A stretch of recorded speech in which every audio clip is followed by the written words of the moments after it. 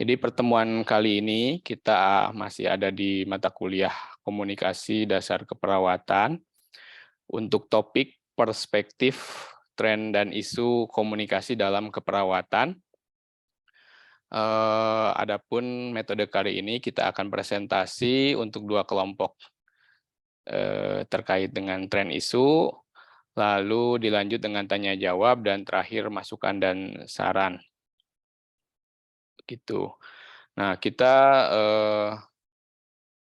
sebelum perkuliahan juga Bapak mengingatkan untuk menyiapkan catatannya karena setiap perkuliahan daring harus wajib mencatat catatan atau resume perkuliahan.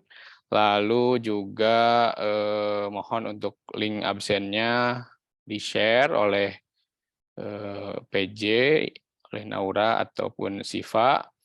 Lalu oke, sehat semuanya? Alhamdulillah sehat, Pak. Alhamdulillah sehat ya. Mudah-mudahan kita sehat semuanya. Kelompok berapa yang presentasi? Kelompok 7A dan 7B ya, kalau nggak salah ya? Iya, betul, Pak. Ya, Iya, 7A, betul. 7B. Mohon untuk ada yang menjadi moderator, 1 atau 2 orang. Ada yang mau menjadi relawan?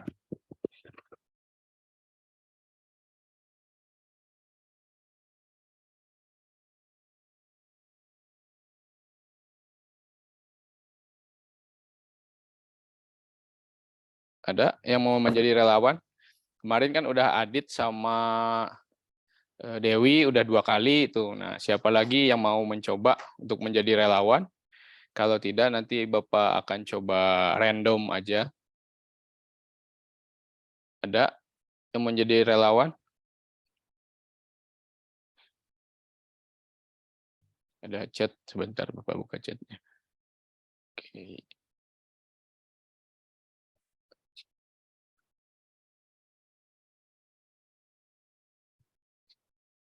Ada yang mau menjadi relawan?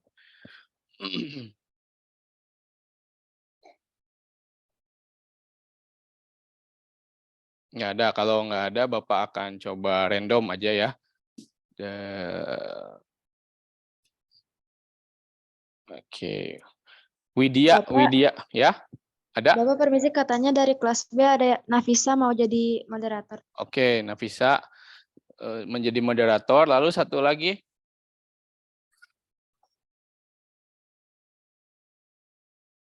Nafisa, Mangga. Satu lagi siapa? Saya bersedia jadi moderator, Pak, tapi kebetulan saya hari ini presentasi. Oh, ya nggak bisa berarti ya. Berarti kelompok satu lagi bisa. Yang kelompok Nafisa kelas A, kelas B. Saya kelas B, Pak. Kelas B, nanti moderator kelas A ya, Nafisa bisa. Baik, Pak. Nah, ya satu lagi, ada yang menjadi relawan? Kalau enggak nanti Bapak random. Bapak random aja ya. Oke. Amelia. Amelia. Halo, Assalamualaikum Amelia.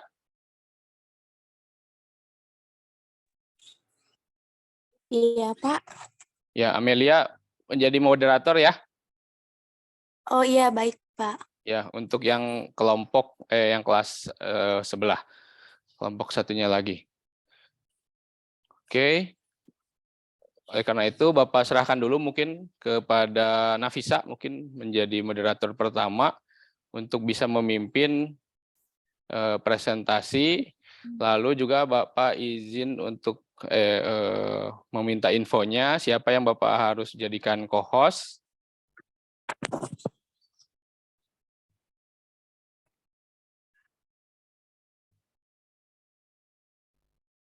Siapa yang akan mempresentasikan?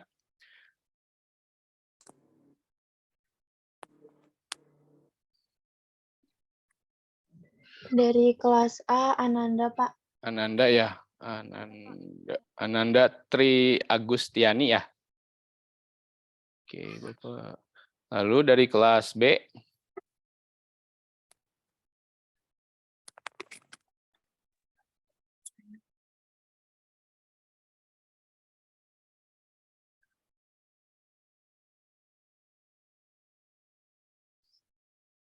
Dari kelas B siapa? Saya, Pak. Siapa namanya? Alesya, Pak. Alesya. Alesya. Alesya.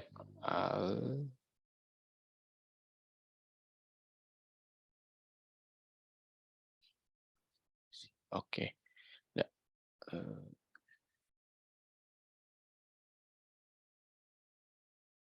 Oke. Bapak serahkan kepada Nafisa untuk memimpin jalannya perkuliahan, presentasi, dan tanya jawab. Mangga, Nafisa.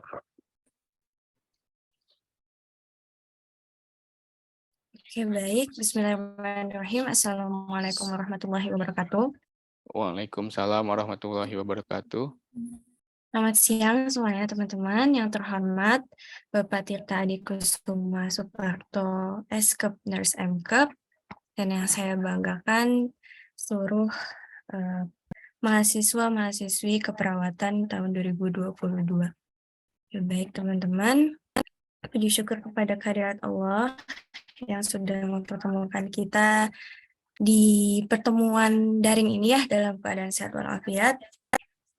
Untuk hari ini kita akan melaksanakan kegiatan presentasi yang akan disampaikan oleh kelompok 7 kelas A dan juga 7 kelas B. Untuk rangkaian kegiatan presentasinya yang pertama ada pembukaan, yang kedua ada perkenalan dari kelompok 7A, kemudian presentasi yang akan dibawakan oleh kelompok 7A, dan yang terakhir sesi tanya jawab ya teman-teman. Oke, kita langsung mulai aja pembukaan. Kita buka kegiatan presentasi hari ini dengan pembacaan basmalah bersama-sama. Bismillahirrahmanirrahim. Langsung saja, boleh di-share screen. Yang tadi yang bakal share screen siapa ya? Ananda.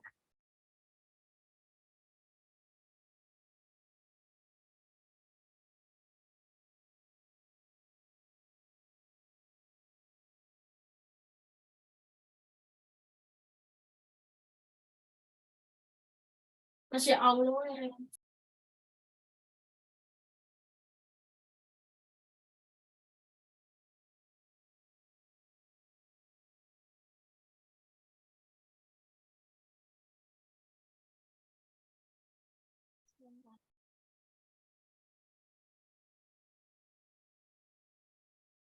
Apakah ada kendala, Ananda? Ada nggak?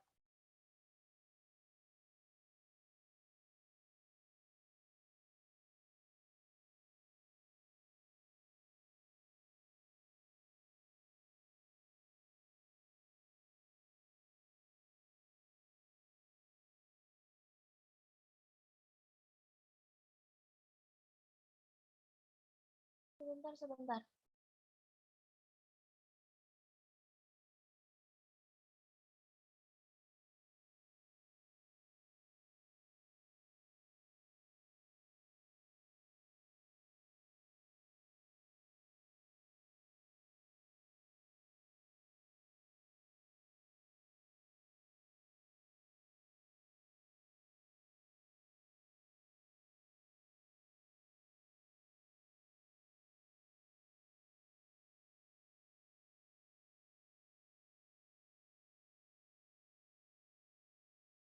Sebelumnya ada suara nggak? Ada. Ada.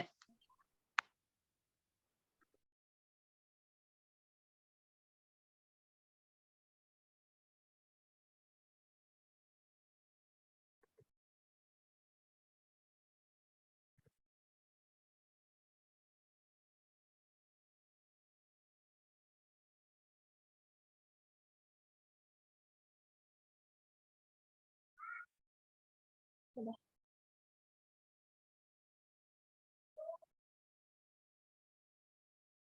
Oke, baik. Sudah siap ya? Share screen-nya sudah ada. Boleh dilanjut ke slide anggota. Ananda.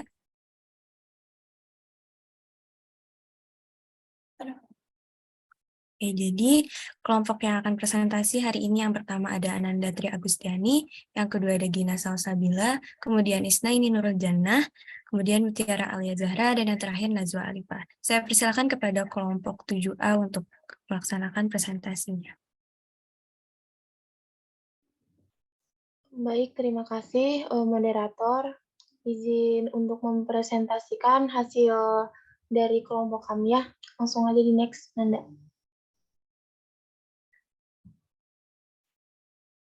Yang pertama yaitu komunikasi dalam keperawatan. Komunikasi dalam bidang keperawatan merupakan proses untuk menciptakan hubungan antara perawat dengan pasien dan tenaga kesehatan lainnya, untuk mengenal kebutuhan pasien dan menentukan rencana tindakan, serta kerjasama dalam memenuhi kebutuhan tersebut. Memahami budaya dan komunikasi dalam praktik keperawatan, terutama dalam kaitannya dengan komunikasi perawat-pasien, dapat berkontribusi pada keterlibatan pasien dan persepsi kualitas perawatan. Pola perilaku yang ditentukan secara individual dan persepsi realitas dalam perawatan kesehatan memerlukan gaya komunikasi yang berbeda untuk memenuhi harapan dan kebutuhan yang berbeda dari pasien dan pengasuh mereka. Lanjut. Kemudian ada tren komunikasi telenursing sebagai masa depan dunia keperawatan.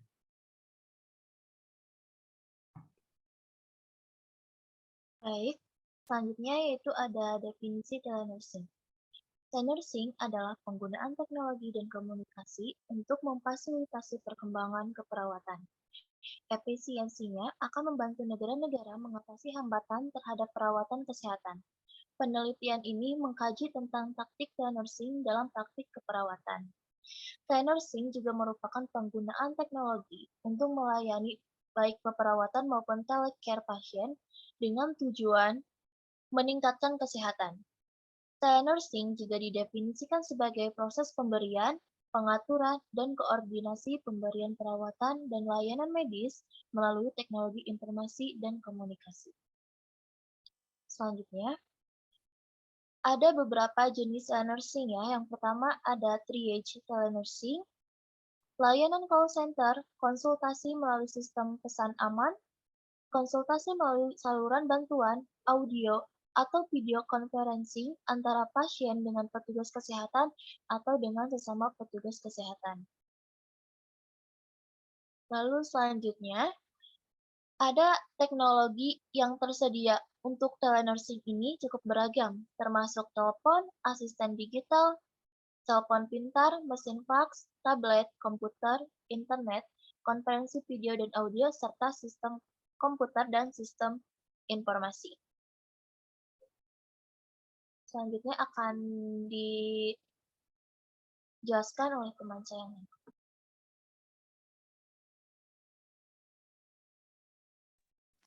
Selanjutnya, saya akan menjelaskan mengenai penerapan telenursing. Penerapan telenursing di Indonesia ini telah dilakukan, namun belum berjalan dengan baik.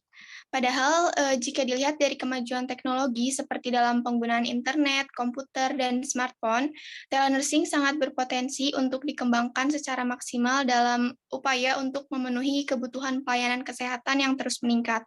Penerapan telenursing juga memiliki potensi yang besar untuk meningkatkan akses ke perawatan, menekan biaya, dan meningkatkan hasil akhir dari perawatan kesehatan. Menurut Scotia 2017, prinsip yang harus dilakukan pada menerapkan telenursing antara lain menaikkan kualitas pelayanan kesehatan, menaikkan akses terhadap pelayanan kesehatan, mendefinisikan peran serta tanggung jawab secara fleksibel, juga mengurangi penyampaian informasi yang tak perlu dan melindungi privasi yang berkenaan dengan pasien. Selanjutnya akan dijelaskan oleh rekan saya.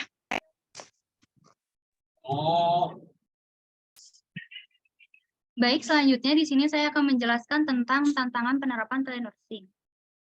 Dapat teman-teman lihat di PowerPoint Masalah tentang tantangan penerapan telenursing adalah kesulitan dalam menggunakan teknologi karena kurangnya bimbingan, kurangnya pelatihan, kurangnya bantuan dan dukungan untuk pengasuh dan pasien. Lalu ada dalam tantangan menghadapi kegagalan teknis, ancaman terhadap keselamatan pasien, dan kesalahan medis. Lalu di sini ada masalah yang paling utama, yaitu memastikan percakapan antara klien dan pengasuh itu menjadi salah satu tantangan yang paling utama dalam tantangan penerapan telenursing. Lalu ada tantangan lainnya, yaitu salah satunya adalah kurangnya kesadaran interaksi antara perawat wanita terhadap pasien laki-laki. Itu menjadi salah satu tantangan lain dari tantangan penerapan telenursing. Baik, selanjutnya akan dijelaskan oleh teman saya.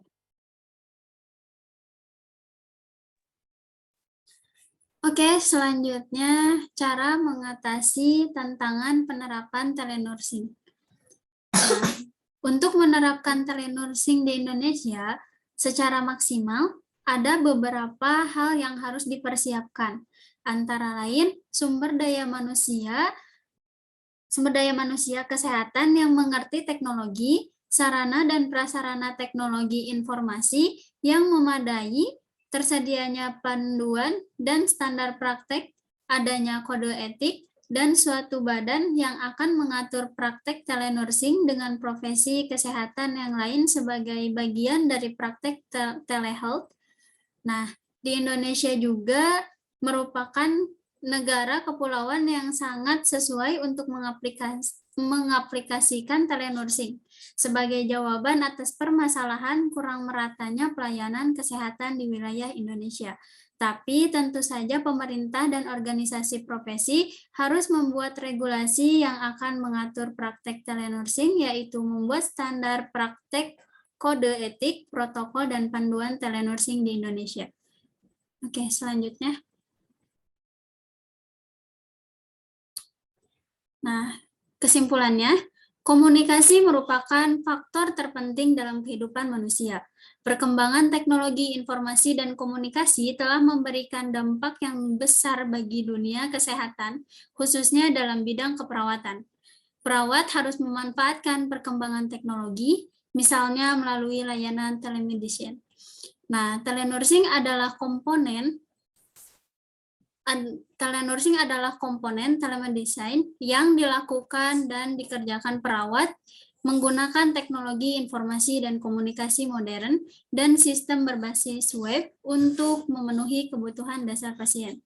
Teknologi yang tersedia untuk telenursing ini cukup beragam, termasuk telepon, asisten digital pribadi, telepon pintar, mesin fax, tablet, komputer, internet, konferensi video dan audio, sistem komputer, dan sistem informasi.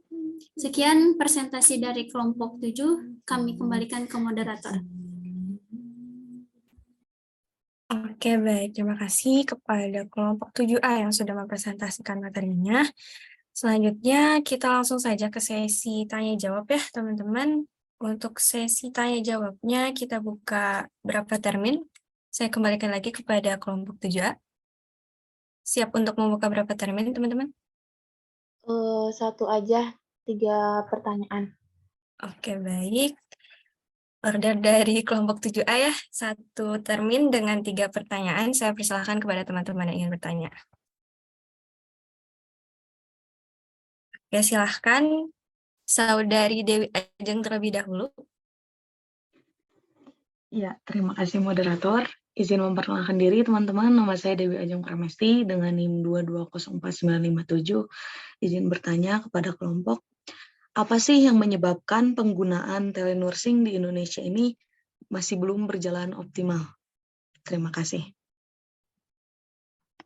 Oke, terima kasih Dewi Ajeng. Gimana kelompok A, mau langsung dijawab atau ditampung dulu? Tampung dulu. Oke, saya persilahkan kepada teman-teman yang bertanya lagi. Nova Alvaro. Ya baik, terima kasih moderator. Izin memperkenalkan diri, nama saya Nova Alvaro Ramadan dengan NIM 2204516. Berdasarkan apa yang telah kelompok jelaskan tadi, Telenursing ini dapat membantu dan mempermudah seorang perawat dalam menjalankan tugasnya dalam memberi asuhan keperawatan seperti itu. Seperti yang diketahui juga bahwa telenursing ini memiliki risiko bagi pasien, yaitu seperti pelanggaran privasi dan juga risiko tersebarnya privasi pasien. Nah, jika hal tersebut terjadi, apa yang harus dilakukan? Terima kasih.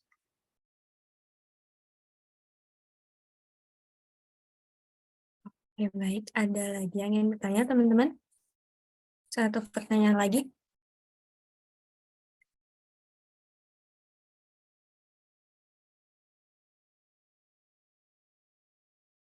Sudah cukup? Oke, kalau tidak ada, mungkin dari kelompok 7A butuh berapa menit untuk diskusi, untuk menjawab pertanyaannya? 2 menit. Oke, baik, silahkan 2 menit dari sekarang ya.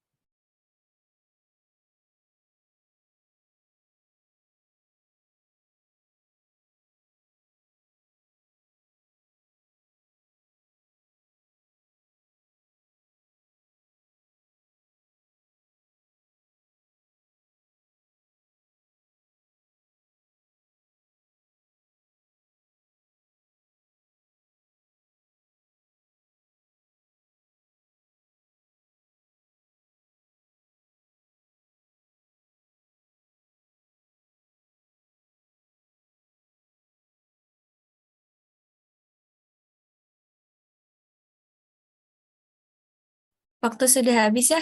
Bagaimana kelompok A sudah siap untuk menjawab pertanyaannya? Siap. Oke, silahkan dijawab pertanyaannya. Izin menjawab pertanyaan Ajeng. Tadi pertanyaannya, apa yang menyebabkan penggunaan telenursing di Indonesia belum berjalan optimal? Jadi, pelaksanaan telenursing di Indonesia masih belum berjalan dengan baik.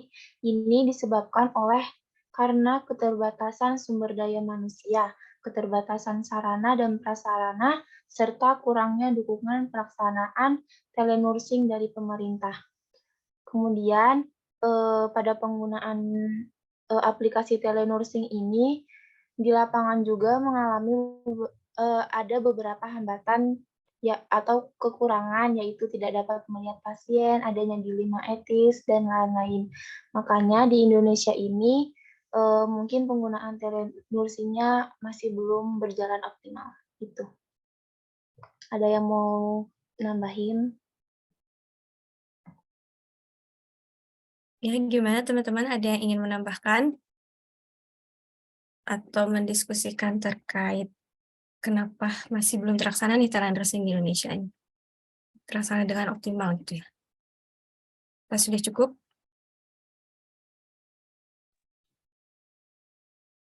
Bagaimana dari penanya? Saudari Dewi Ajeng, sudah terjawab pertanyaannya? Sudah, terima kasih. Oke. Mungkin kita langsung lanjut aja ya ke pertanyaan yang kedua. Boleh dijawab kelompok 7A. Izin menjawab pertanyaan dari Alvaro ya. Tadi pertanyaannya tentang kalau misalnya terjadinya telenursing, apa yang harus dilakukan kan? Seperti itu. Oke, baik.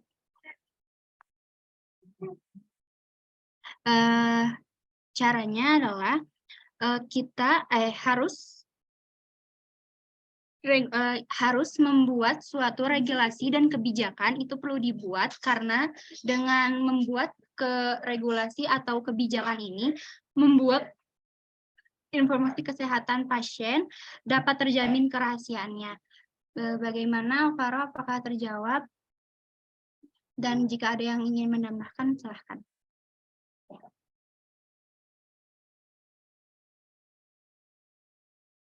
Iya, bagaimana teman-teman? Ada yang ingin menambahkan?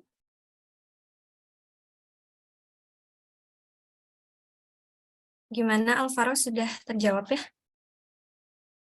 Sudah terjawab, terima kasih. Oke. Untuk selanjutnya mungkin barangkali ada yang ingin bertanya lagi atau menambahkan informasi lagi terkait apa-apa saja yang tadi sudah ditanyakan oleh teman-teman. Atau sudah cukup? Gimana teman-teman? Boleh responnya?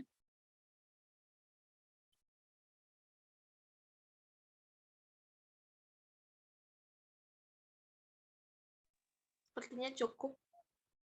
Ya, baik, sudah cukup ya.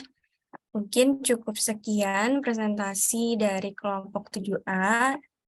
Sekarang saya sedikit menyimpulkan ya apa yang tadi sudah disampaikan oleh kelompok 7A. Tadi sudah dibahas terkait definisi dari komunikasi dalam bidang keperawatan. Jadi, komunikasi dalam bidang keperawatan itu interaksi atau hubungan antara perawat dengan pasien dan tenaga kesehatan lainnya. Kemudian juga tadi dijelaskan terkait telenursing, jadi telenursing itu penggunaan teknologi komunikasi untuk memfasilitasi perkembangan keperawatan, yang mana fasilitas-fasilitas tersebut bisa berupa gadget dan alat komunikasi yang kita gunakan sekarang ya, teknologi-teknologi yang sudah berkembang, handphone, dan lain-lain. Kemudian dijelaskan juga terkait tantangan dalam penerapan telenursing yang tadi disebutkan bahwa adanya kurangnya kesadaran interaksi antara perawat laki-laki dan pasien, antara perawat wanita dan juga pasien laki-laki. Jadi masuknya ke permasalahan pergenderan ya teman-teman. Kemudian cara mengatasinya itu seperti apa sih? Jadi tadi sudah disebutkan juga bahwa sumber daya manusia kesehatan yang mengerti teknologi. Terus juga sarana prasarana teknologi informasi yang memadai, adanya kode etik dan panduan standar praktek telenursing. Jadi seperti itu ya teman-teman, mungkin dicukupkan saja presentasi dari kelompok 7A dan juga saya sebagai moderator pamit undur diri. Terima kasih banyak atas kontribusinya. Terima kasih juga kepada Pak Tirta selaku dosen pengampu mata kuliah komunikasi dasar. Mohon maaf atas segala kekurangan. Wabillahi taufiq wal hidayah. Wassalamualaikum warahmatullahi wabarakatuh. Waalaikumsalam warahmatullahi wabarakatuh. Ya, terima kasih Nafisa telah memimpin diskusi kita hari ini. Ada beberapa hal yang ingin Bapak sampaikan terkait dengan telenursing. Terima kasih juga kepada kelompok telah mempresentasikan makalahnya yang juga sangat sesuai dengan topik kita kali ini, yaitu salah satu tren isu dalam komunikasi yang sekarang sedang benar-benar menjadi tren, yaitu telenursing atau dalam ini telehealth. Kalau di kedokteran telemedicine gitu ya. Ini sekarang sedang sangat booming karena semenjak kemarin pandemi ya. Jadi orang itu sudah terbiasa menggunakan telemedicine ini. Nah, otomatis setelah terbiasa jadi mereka akhirnya karena kemarin terpaksa belajar gitu ya. Makanya masyarakat lalu juga dokter juga banyak belajar terkait ini. Oleh karena itu sekarang dampaknya mereka sudah pada bisa, masyarakat sebagai pengguna sudah terbiasa dan juga sudah bisa, kita juga dokter dalam hal ini dokter ya terutama sudah terbiasa juga melayani telenursing atau telemedicine gitu ya. Makanya dalam hal ini sekarang sedang menjadi tren, bahkan akan diakui oleh BPJS. Jadi nanti BPJS itu bisa kita misalnya yang kita punya BPJS, kita bisa milih, kita nggak harus datang ke puskesmas atau ke klinik, kita bisa nanti dengan berobat melalui telemedicine gitu. Aturannya sudah di-launching oleh Kemenkes. ya, dalam hal ini pemerintah. Nah, ini aturannya yang terbaru yang Bapak dapatkan dari ini, ya. Nah, dari BPJS, ya. Nah, ini yang terhormat Menteri Kesehatan, Menteri Dalam Negeri, Menteri Keuangan, Gubernur, Provinsi, ini edaran untuk Menteri Kesehatan dan lainnya, gitu ya. Menteri Dalam Negeri, Menteri Keuangan, Gubernur, dan lain-lainnya, termasuk juga asosiasi-asosiasi, gitu ya. Nah, hanya saja di sini nggak ada edaran untuk perawat ya, harusnya ada edaran juga untuk keperawatan. Nah, ini baru ditandatangani, benar-benar baru ditandatangani tahun 2022, yaitu surat edaran dari BPJS terkait dengan pengembangan telemedicine ke dalam program jaminan kesehatan. Jadi telemedicine itu akan diakui sebagai salah satu layanan di BPJS. Nanti misalnya yang kita punya BPJS, nanti bisa berobat melalui telemedicine ini dan dibiayai oleh BPJS tanpa mengeluarkan dari uang saku sendiri gitu. Atau dari saku sendiri, bukan uang saku ya, saku kita sendiri. Jadi ini dibayarkan melalui jaminan atau BPJS begitu ya. Lalu dalam meningkatkan efektivitas dan efisiensi penyelenggaraan program jaminan, BPJS Kesehatan perlu mengembangkan sistem pelayanan kesehatan sistem pembayaran berbasis telemedicine gitu. Hanya saja ini permasalahannya ini belum komprehensif. Aturan ini menurut Bapak perlu dikomprehensifkan berdasarkan diskusi-diskusi juga dengan ahli-ahli keperawatan komunitas gitu ya, ataupun ahli-ahli keperawatan bahwa aturan ini dalam hal ini belum mencakup juga telenursing gitu. Harusnya telenursing pun harusnya tercakup di sini karena pelayanan yang terbaik itu adalah pelayanan yang interprofesional. Jadi jangan hanya mengutamakan dokter, tapi juga perawat juga harus masuk di situ. Apoteker juga harus di situ gitu. Ini mah memang lebih ke arah telemedicine-nya dulu. Mungkin nanti sedikit demi sedikit berkembang, nanti mungkin telehealth-nya juga akan dikembangkan begitu. Lalu berkaitan dengan hal tersebut, bersama ini kami sampaikan hal-hal berikut. Pengembangan sistem pelayanan kesehatan, sistem pembayaran dilaksanakan melalui metode uji fasilitas kesehatan pada wilayah tertentu dalam jangka waktu tertentu. Uji coba ya, masih dalam tahap uji coba tapi belum ya, ini masih dalam tahap uji coba. Pembayaran pelayanan kesehatan oleh BPJS Kesehatan dan fasilitas kesehatan selama masa pengembangan sistem pelayanan kesehatan dan sistem pembayaran dilaksanakan dengan tata cara di luar sistem pembayaran yang selama ini berlaku dengan mengacu pada perjanjian kerja sama yang disepakati antara BPJS Kesehatan dengan fasilitas kesehatan wilayah pengembangan sistem pelayanan kesehatan dan sistem pembayaran. Pembayaran pelayanan kesehatan oleh BPJS Kesehatan kepada fasilitas kesehatan selama masa pengembangan sistem pelayanan kesehatan dan sistem pembayaran menggunakan anggaran yang bersumber dari aset dana jaminan. Hasil pengembangan sistem pembayaran pelayanan kesehatan disampaikan kepada kementerian atau lembaga terkait rekomendasi kebijakan pengembangan sistem pelayanan dan sistem pembayaran pelayanan kesehatan. Jadi masih masa uji coba ya. Jangka waktu pelaksanaan pengembangan sistem, pengembangan ya, masih dalam tahap pengembangan. Hanya saja yang jadi masalah tuh kenapa nggak dikembangkan juga sekalian dengan telenursing-nya ataupun dengan telehealth-nya gitu keseluruhan gitu. Kenapa hanya telemedicine? Tapi mungkin ada kelebihan kekurangan. Mungkin telemedicine agar lebih mempermudah dulu. Nanti kalau sudah berjalan telemedicine-nya baru telehealth-nya juga nanti dijalankan gitu ya. Sistem pembayaran berbasis telemedicine dalam program jaminan kesehatan dilaksanakan mulai tanggal 1 April sampai 31 Desember 2023. Jadi ini pengembangannya lumayan lama, ini ada hampir 2 tahun kurang ya tahap pengembangannya atau uji cobanya untuk selanjutnya nanti bisa difiksasikan atau diperbaiki sesuai masukan saran sehingga telemedicine ini nanti akan bisa benar-benar digunakan secara baik di Indonesia gitu ya. Nah, ini baru ditandatangani 14 April 2022 begitu ya. Jadi memang sangat baru. Lalu termasuk juga dengan tarif-tarifnya ini sudah muncul di sini ya. Ini yang di bawahnya ini adalah lampirannya ya. Lampiran dari aturan tersebut, latar belakangnya juga ada tadi ya, latar belakangnya mungkin sudah sama aja sebenarnya yang sama dengan yang dijelaskan kelompok bahwa Dengan telemedicine itu akan lebih, yang Bapak rasakan aja, dengan telemedicine itu kita lebih enak gitu, karena di rumah aja udah bisa berobat gitu. Lalu juga lebih murah. Jadi banyak sekali manfaat kalau telemedicine itu atau telehealth ini berjalan gitu kepada pasien, baik itu kepada pasiennya ataupun kepada perawatnya atau kepada dokternya. Dokter juga tinggal tunggu di rumah, bisa memberikan pelayanan gitu tanpa harus pergi berjam-jam untuk di jalan misalnya, ataupun proses-proses lainnya yang membuang waktu yang tidak efisien gitu.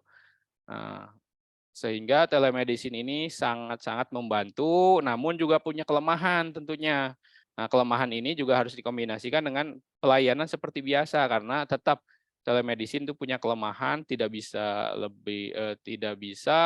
memeriksa sesuatu yang lebih mendalam, ataupun ada pemeriksaan lab dan lain-lain, itu akan berat, berarti harus ke rumah sakit kalau memang seperti itu.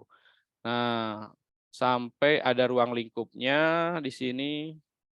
Nah, sampai ada alur layanan uji cobanya, kalian bisa nanti Bapak kirimkan ini aturannya untuk bisa membaca ya. Tata cara pengembangan, oke. Selanjutnya lagi kita ini aja, kita persingkat aja. Sampai ke pembiayaan dan lain-lainnya pun di sini sudah diundangkan gitu ya. Udah dianggarkan. Nah, iya. Ini tarifnya udah ada, misalnya FKTP berapa gitu ya. Ini 15.000, tele EKG ada 32.000, tele USG 37.000 gitu ya. Seperti itu. Ini udah ada. Lebih murah 15.000, ini 32.000, 37.000, lebih murah ketika tarif ini diterapkan gitu. USG kan lebih mahal daripada ini, EKG juga aslinya kalau di pelayanan itu lebih mahal dari ini. Oke, seperti itu. Ya.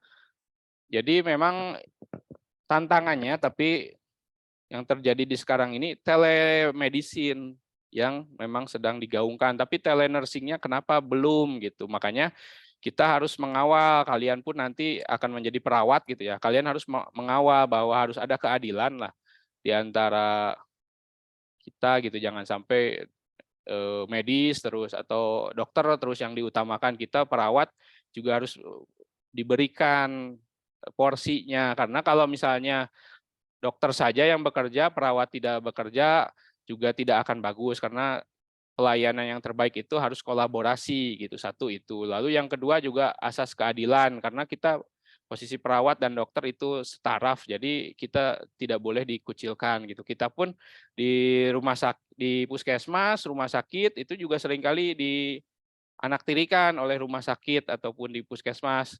Nah, kita harus berjuang. Di beberapa rumah sakit sudah diakui perawat itu sampai diberikan jasa medis, jasa perawat gitu ya. Kalau dokter kan jasa medis, kalau kita jasa perawat diakui sebagai perawat kamar bedah, misalnya memang digaji memang lebih besar gitu kalau di rumah sakit yang sudah berhasil perjuangannya. Tapi kita kadang-kadang di rumah sakit kecil, karena kita rumah sakit kecil tidak diutamakan, akhirnya anggarannya lebih banyak ke jasa medisnya, di mana jasa medis itu disesuaikan dengan tindakan-tindakan yang dilakukan oleh medis. Jasa perawatnya kadang-kadang tidak ditunaikan oleh institusi atau organisasi. Oleh karena itu perlu perjuangan terus-menerus untuk mengatasi hal tersebut gitu. Termasuk ke dalam telemedicine ini perlu ada perjuangan, karena ada sisi kita harus bekerja juga di situ, dan ada sisi juga kita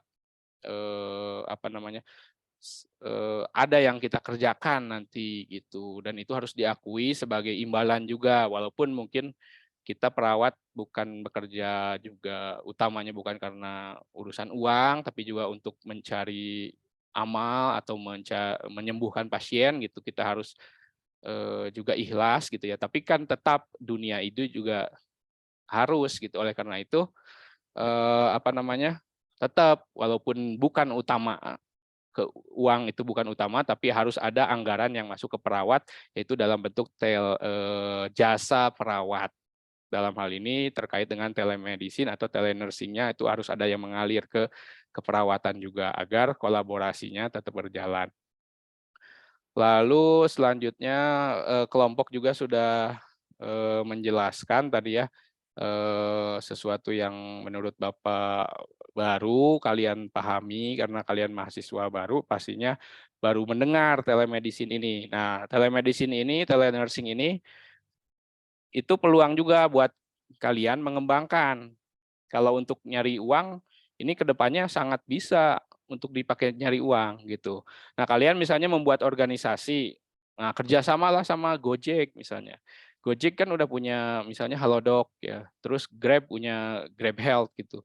Nah, kalian selaku organisasi tersebut kalian buat gitu kerjasama dengan mereka gitu. Nah kerjasama dengan mereka, nah kalianlah sebagai provider nursingnya.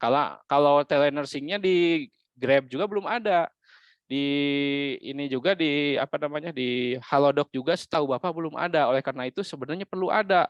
Bahkan sampai fisioterapis olahraga, lalu dokter olahraga pun udah ada di situ. Tapi kenapa perawat belum ada? Nah nanti mungkin harus ada tombol keperawatan. Di situ kita misalnya pasien itu bisa konsultasi lebih jauh tentang perawatan penyakit, stroke, jantung, terus juga perawatan luka gitu. Bisa harusnya kedepannya dikembangkan seperti itu. Tapi mungkin itu perlu ada yang menggagas gitu agar juga fasilitas penyedia telemedicine, telenursing itu bisa bekerja sama dengan kita juga mendapatkan keuntungan, mereka juga mendapatkan keuntungan. Namun demikian, hal itu atau yang utama sebenarnya adalah memberikan pelayanan yang istimewa bagi masyarakat. Dengan telemedicine itu yang Bapak telenursing ini yang Bapak rasakan gitu ya. Selama menggunakan telenursing itu sangat membantu karena murah, efektif, efisien, bisa dilakukan di rumah begitu ya. Terus juga ya bisa dilakukan di rumah. Yang utamanya murah. Bayangkan kita bisa berobat ke dokter spesialis misalnya, itu dengan harga 30.000. Berarti kan ada efisiensi yang banyak karena dokter spesialis itu kan nggak perlu pergi gitu ya, nggak perlu sewa rumah sakit, nggak perlu sewa ruangan. Jadi perlu tinggal diem aja di rumah. Jadi ke pasiennya itu biayanya lebih murah gitu. Bayangkan kita juga nanti seperti itu ada telenursing di mana kita bisa melakukan penyuluhan di rumah melalui Zoom ataupun melalui chat gitu ya, fitur chat di Google di Halodoc tersebut untuk memberikan penyuluhan darah tinggi, diabetes, lalu juga ada juga fitur mungkin kita kunjungan rumah home visit, kita melakukan perawatan luka dan melakukan pemasangan infus atau seperti apa. Nah itu akan membuat pasien juga lebih murah, perawat juga lebih mudah begitu. Sehingga akan meningkat pelayanan kesehatan. Bapak yakin kalau telemedicine, telenursing ini sudah berjalan, maka pelayanan kesehatan di Indonesia itu akan sangat signifikan untuk terangkat derajatnya seperti itu. Lalu oke ya. Mungkin ada yang cerita ada yang pernah nggak menggunakan telemedicine atau telenursing? Apa yang dirasakan gitu? Apakah lebih mudah, apakah lebih susah, apa kendalanya gitu? Ada yang mau cerita nggak?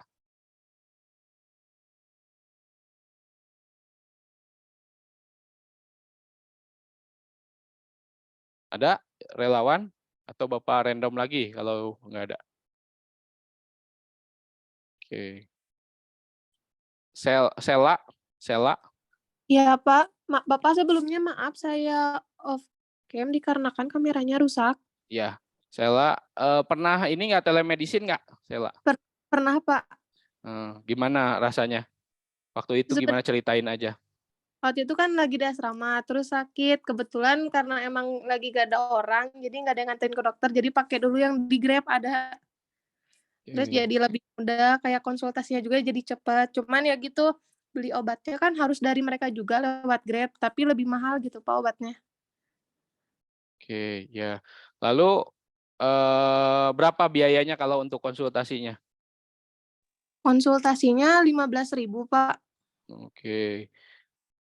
Oke, terus apalagi ada yang diceritain lagi sama Sela? Sudah cukup Pak. Oke. Oke, kendalanya apa? Hambatannya apa? Yang sulitnya apa gitu? Negatifnya apa gitu? Kalau kita telemedicine itu sekarang? Mungkin kayak menceritakan yang kita rasainnya tuh harus lebih jelas ke dokternya, karena kan cuma lewat chat gitu, Pak, nggak bisa ngelihat langsung dokternya juga. Gitu sih, Pak, paling.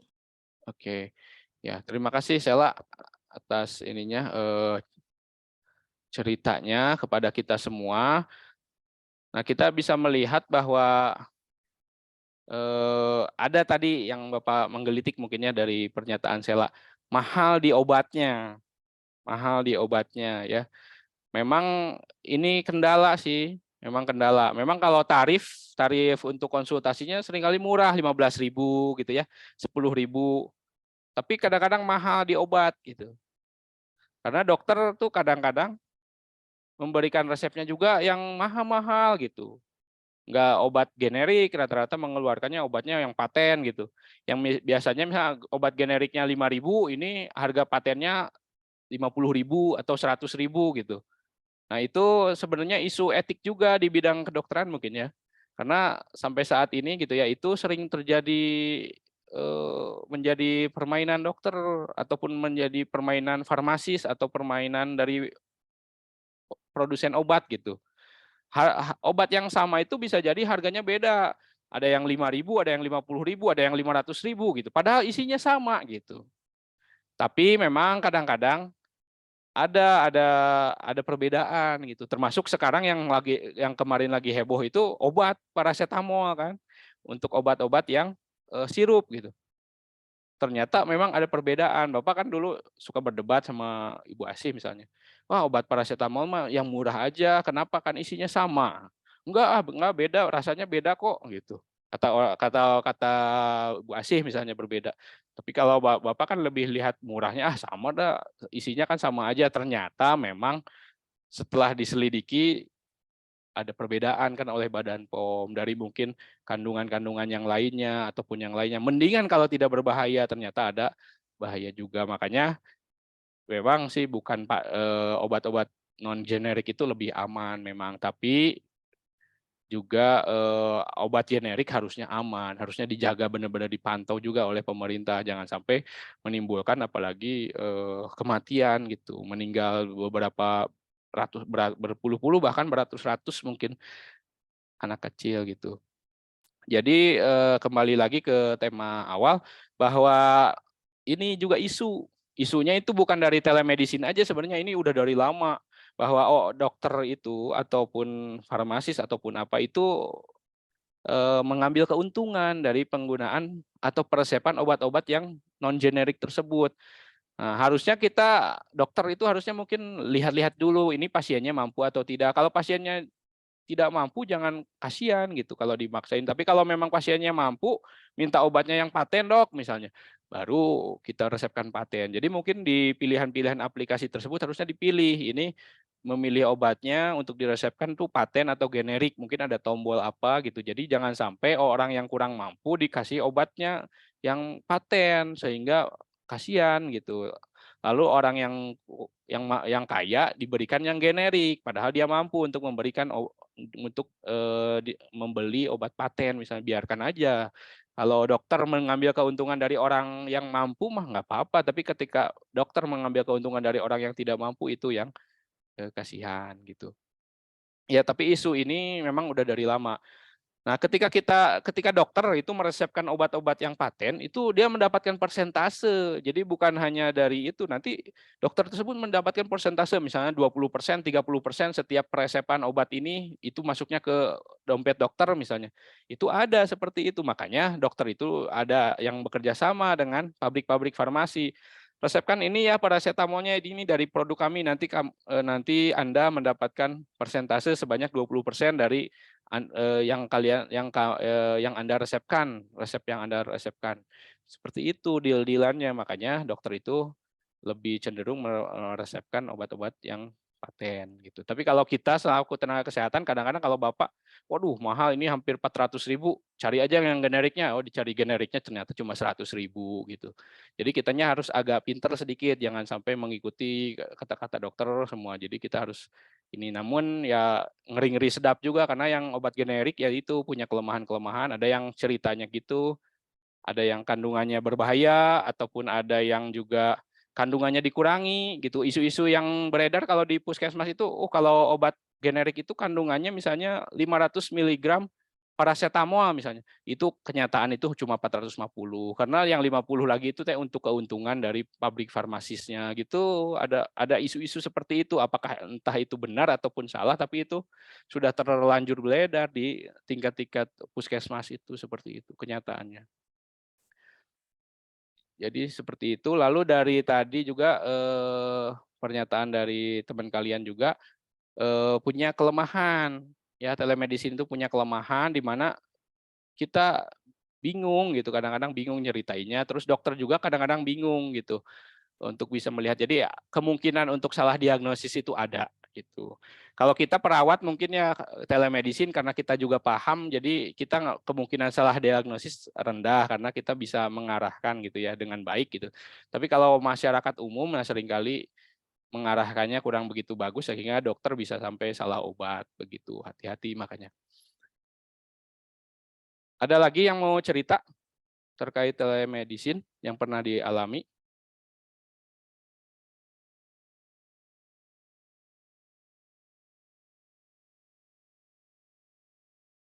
Oke, jadi kesimpulannya dari Bapak mungkin terkait telemedicine, telenursing ini harus dikembangkan karena sangat banyak keuntungan bagi kita perawat maupun keuntungan bagi pasien. Namun ini masih mengalami tantangan dan hambatan di mana tantangan dan hambatan tersebut harus kita lewati ke depannya agar tadi tujuan-tujuan kita itu bisa tercapai di mana sangat signifikan sekali efek dari telemedicine dan telenursing ini jika sampai bisa dilaksanakan gitu. Buktinya yang sekarang sudah dilaksanakan itu sudah keluar dari BPJS walaupun masih uji coba tahun 2023. Mudah-mudahan setelah itu 2023 ke atas misalnya 2023 sampai 2025 ada uji coba telenursingnya dan telefarmasisnya misalnya. Nah, nanti kalianlah yang nanti menjadi operator-operator atau perawat-perawat yang bekerja di telenursing tersebut gitu. Sebagai perawat telenursing yang mendapatkan juga mungkin keuntungan dari jasa medis atau jasa perawatnya, kita harus tetap perjuangkan gitu walaupun kita bekerja bukan hanya untuk nyari uang tapi juga nyari untuk akhirat, tapi tetap jasa itu juga tetap harus kita perjuangkan agar kelanggengan dari kolaborasi itu tetap berjalan dengan baik, agar komunikasi interprofesional juga tetap berjalan dengan baik karena dengan sistem yang baik pula. Gitu. Selanjutnya mungkin kita ke kelompok selanjutnya. Bapak serahkan kepada Amelia untuk bisa memimpin tanya jawab dan presentasi selanjutnya. Mangga Bapak serahkan ke Amelia ya. Baik Pak, terima kasih sebelumnya. Bismillahirrahmanirrahim. Assalamualaikum warahmatullahi wabarakatuh. Waalaikumsalam warahmatullahi wabarakatuh. Selamat siang Bapak dan teman-teman sekalian. Perkenalkan, nama saya Amelia Febrianti. Di sini saya menjadi moderator yang akan memandu berjalannya presentasi dari kelompok 7B. Presentasi kali ini akan membahas tentang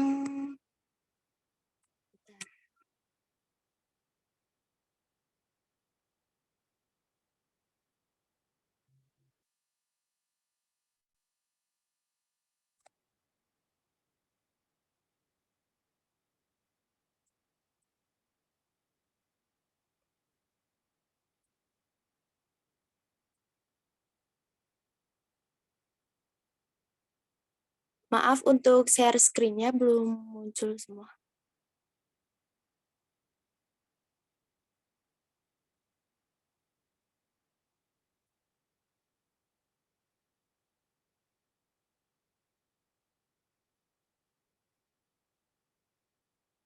Ini udah ada nggak ya?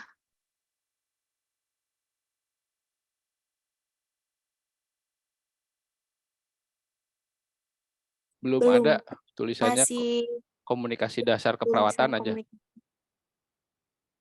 Ya.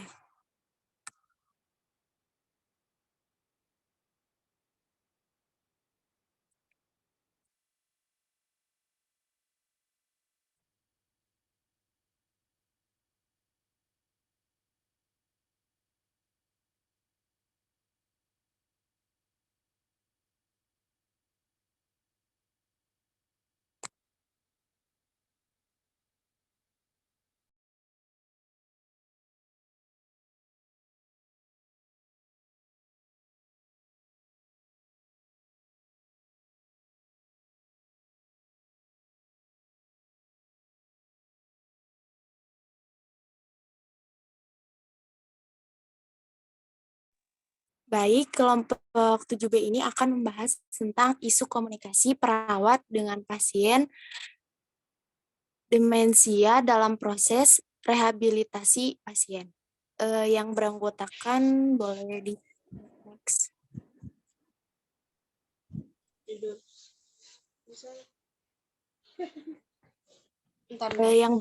Yang beranggotakan yang pertama yaitu Nafisa Siti Gaida, Risma Tiara Insani, Naisila Khairun Nisa,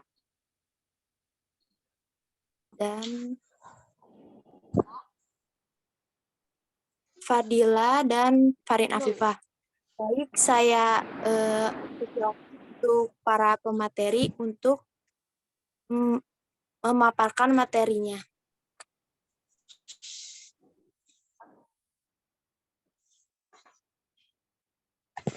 Oke, baik. Terima kasih kepada moderator yang sudah mempersilahkan kami. Oke, baik teman-teman. Jadi di sini saya mau bahas dari basicnya dulu ya.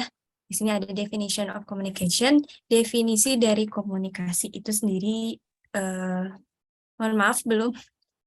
Definisi dari komunikasi itu sendiri yaitu penyampaian atau pertukaran informasi.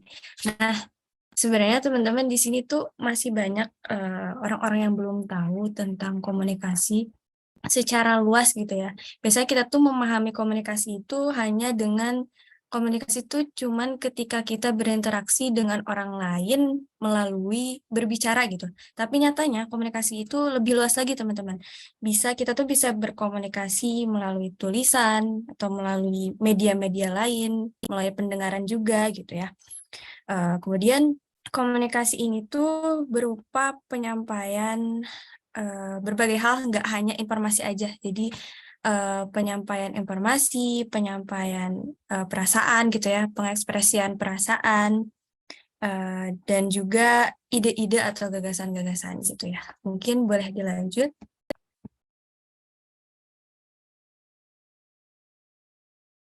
Saya serahkan kepada rekan saya yang akan menjelaskan terkait komunikasi dalam keperawatan. Selanjutnya, komunikasi dalam keperawatan. Komunikasi dalam keperawatan adalah proses untuk menciptakan hubungan antara perawat dengan pasien dan tenaga kesehatan lainnya untuk mengenal kebutuhan pasien dan menentukan rencana tindakan serta kerjasama dalam memenuhi kebutuhan tersebut. Syarat penting komunikasi perawat dengan pasien adalah kejujuran. Boleh slide selanjutnya.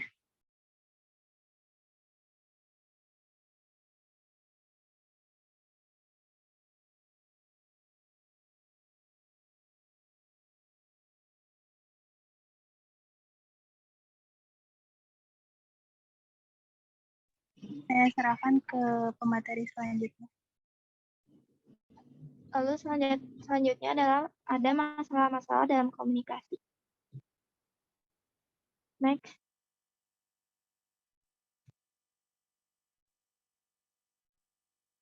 Yang pertama ada behavior atau perilaku.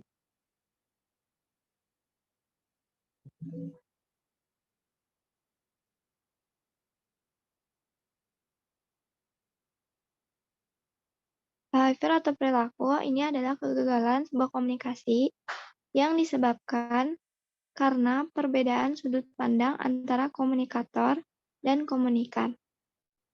Masalah informasi yang masuk dari mendengar, melihat, mempraktikkan, pesan, dan berbicara.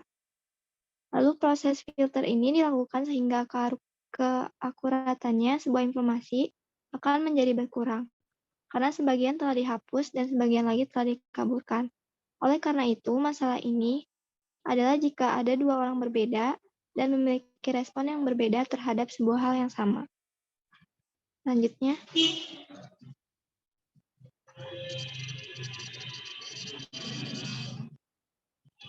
yang kedua ada konteks. Menempatkan komunikasi dalam konteks yang tepat akan meningkatkan kualitas komunikasi yang Anda lakukan. Perhatikan tempat waktu, suasana, dan kapasitas kawan bicara Anda. Hal kecil ini menjadi penting karena tidaklah cocok jika Anda berbicara di ruangan mesin yang bising atau menceritakan humor di suasana duka. Lalu selanjutnya,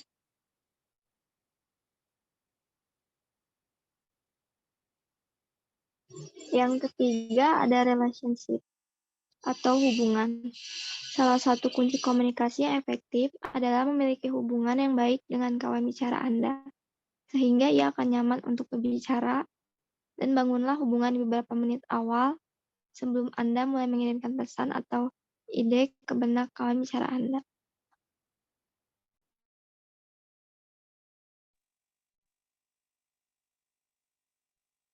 Lalu ada kegagalan dalam komunikasi yang dipengaruhi sebagai faktor-faktornya, yaitu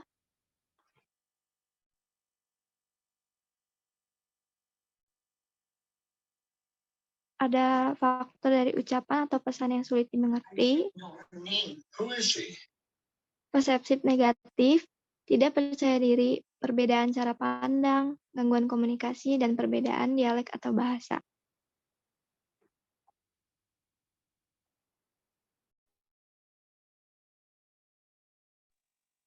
Lalu di sini ada sebuah video.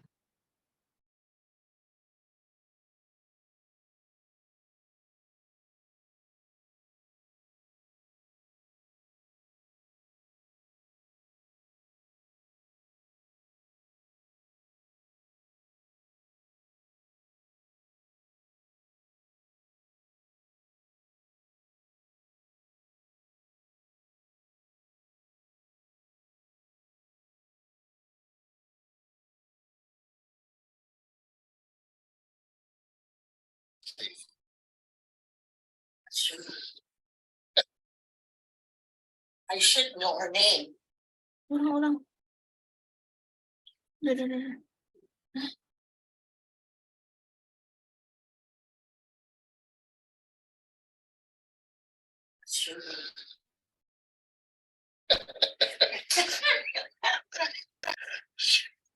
She's looking at you. I can't remember her name. What's her name? It's Betty. In front of you.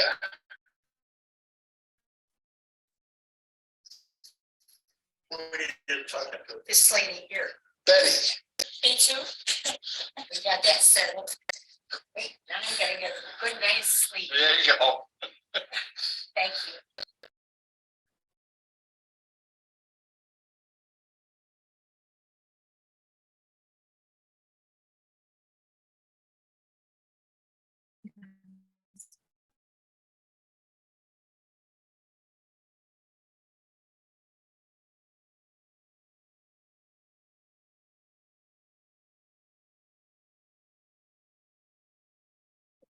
Dapat disimpulkan dari video sebelumnya bahwa orang yang menderita demensia itu bahkan tidak. Dan sedangkan pengertian disebabkan oleh beberapa penyebab dan difus, di mana demensia progresif adalah penurunan fungsi otak yang disebabkan oleh kerusakan sel saraf otak tertentu. Sedangkan difus adalah geger otak yang berat, di mana kerusakan terjadi hampir di semua bagian otak. Boleh selanjutnya?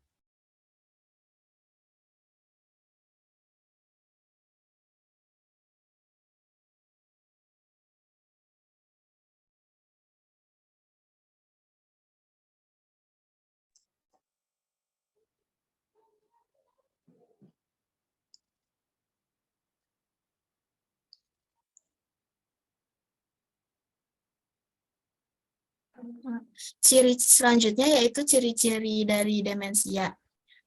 Tanda dan gejala pasien demensia, pada beberapa kasus, orang yang mengalami demensia memiliki gejala yang berbeda-beda.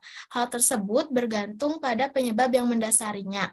Dalam hal ini ada 3 tahap terkait tanda dan gejala demensia, diantaranya ada tahap awal. Pada tahap ini seringkali diabaikan oleh khalayak karena gejala yang ditunjukkan secara bertahap.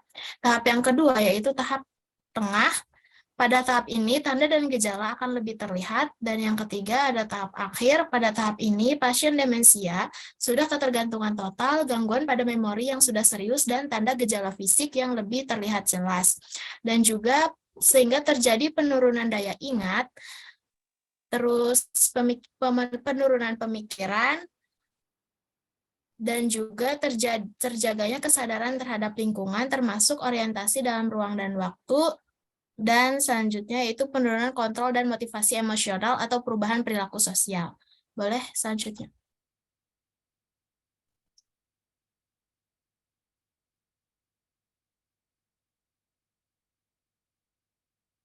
Selanjutnya ada jenis-jenis demensia. Yang pertama ada penyakit Alzheimer, yaitu bentuk paling umum dari demensia. Sekitar 62% sel-sel otak mati karena perubahan kimia dan struktural. Yang kedua ada demensia vaskular, yaitu bentuk paling umum kedua dari demensia, sekitar 27%, terkait dengan penyumbatan darah ke sel-sel otak yang membuat mereka kekurangan oksigen. Dan yang ketiga yaitu demensia dengan badan lewi. Jenis demensia ketiga yang paling umum sekitar 10% terkait dengan perubahan struktural pada sel saraf di otak dan sering dikaitkan dengan penyakit Parkinson. Yang terakhir yaitu frontotemporal. Ini didiagnosis ketika sebagian besar sel otak yang mati berada di lobus frontal otak. Selanjutnya.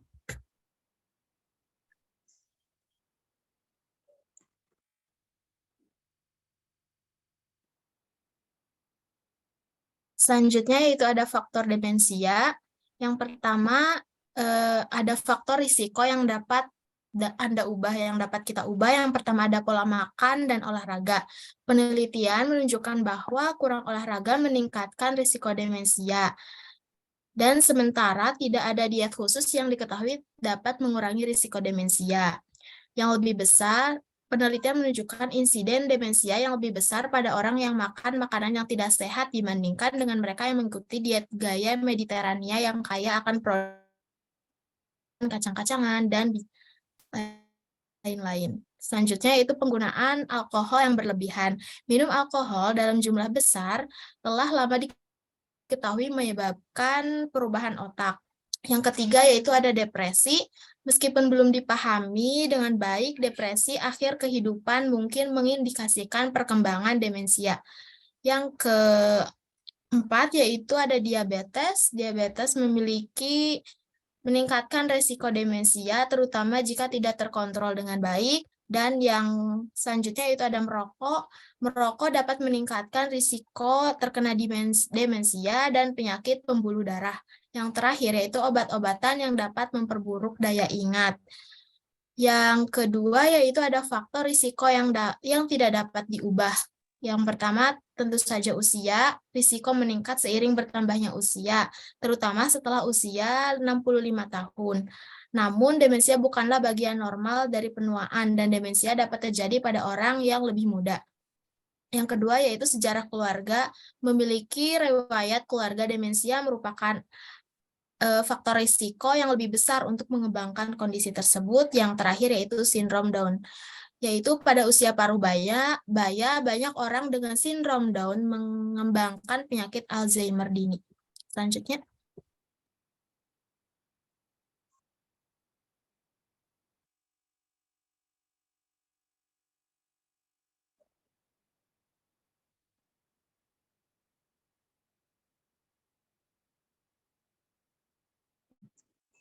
Oke, teman-teman. Jadi di sini kan kita lagi ngebahas terkait kendala komunikasi perawat dalam melayani pasien demensia ya.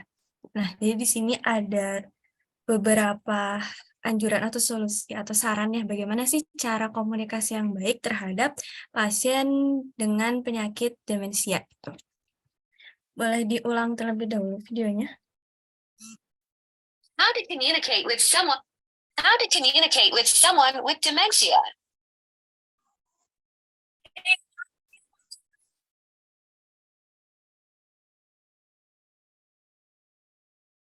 What would you like to drink? You want juice or tea? Okay. Hot or cold tea? Okay. Oke. Jadi gini ya teman-teman, penjelasan sedikitnya gitu ya. Hal yang baiknya tidak dilakukan itu kepada pasien demensia ketika kita berkomunikasi dengan pasien demensia itu yang pertama, jangan teriak di seberang ruangan gitu. Jadi kita terus juga jangan memberikan banyak opsi ketika kita menawarkan apa ya, tawaran bantuan gitu. Kamu Bapak mau apa, Ibu mau apa, itu tuh jangan dikasih banyak opsi. Kemudian harsh tone of voice, di sini kan ada tulisannya. Jadi jangan mengencangkan suara gitu ya. Kemudian di sini ada anjuran yang baik, bagaimana cara yang baik gitu ya ketika kita melakukan komunikasi dengan pasien demensia. Pertama, to fit from face, jadi kita tuh berbicara tuh harus deket gitu sama pasiennya gitu, harus benar-benar menatap pasiennya. Kemudian at or below eye level, terus ada juga give two options. Jadi kan tadi udah disinggung juga bahwa baiknya jangan memberikan banyak opsi, tapi kita kasihlah 2 opsi. Kayak tadi, ibu maunya teh atau apa tadi teh? Ibu maunya teh atau apa ya tadi ya? Mohon maaf saya lupa. Kemudian tunggu juga dari si pasien untuk merespon jawabannya gitu. Kita harus bisa nunggu, terus juga harus memakai intonasi yang rendah gitu ya, yang baik, yang enak juga buat ibunya gitu.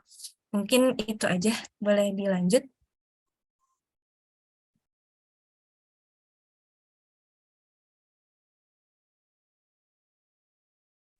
Selanjutnya yaitu komunikasi terhadap pasien demensia. Yang pertama yaitu persiapkan hati yang positif pada saat berinteraksi. Yang kedua, dapat perhatiannya saat berkomunikasi. Yang ketiga, sampaikan pesan dengan jelas. Yang keempat, ajukan pertanyaan yang sederhana yang bisa dijawab. Yang kelima, dengarkan warga demensia dengan telinga, mata, dan hati. Yang keenam, ketika keadaan menjadi lebih sulit, coba untuk mengalihkan perhatian mereka. Yang ketujuh, tanggapi warga demensia dengan penuh kasih dan sayang dan kepastian. Boleh slide selanjutnya?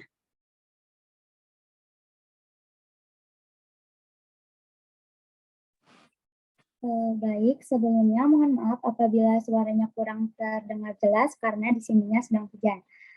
Saya di sini akan membahas mengenai kendala dalam menangani pasien demensia.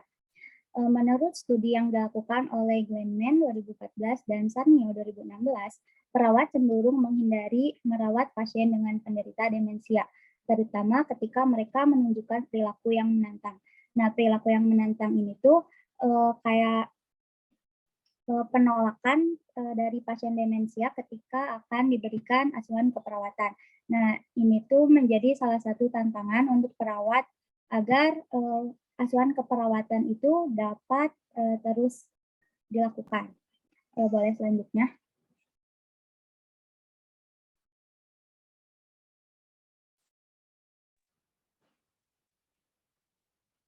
Selanjutnya.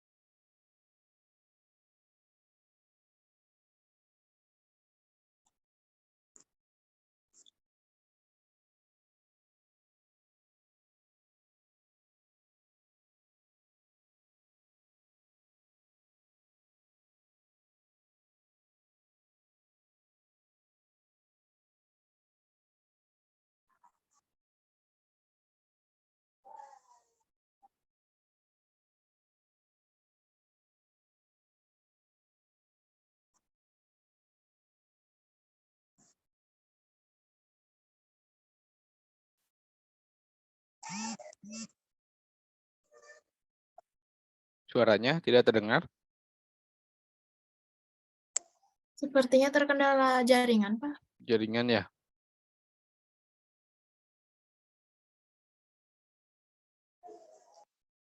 Bisa dibantu oleh temannya, teman-teman kelompoknya.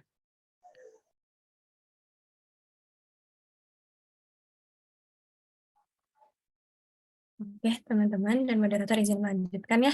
Jadi di sini ada penjelasan terkait pelayanan keperawatan. Yang pertama, kenali tanda-tanda awal demensia. Jadi kan seperti yang kita ketahui, demensia juga banyak macam-macamnya.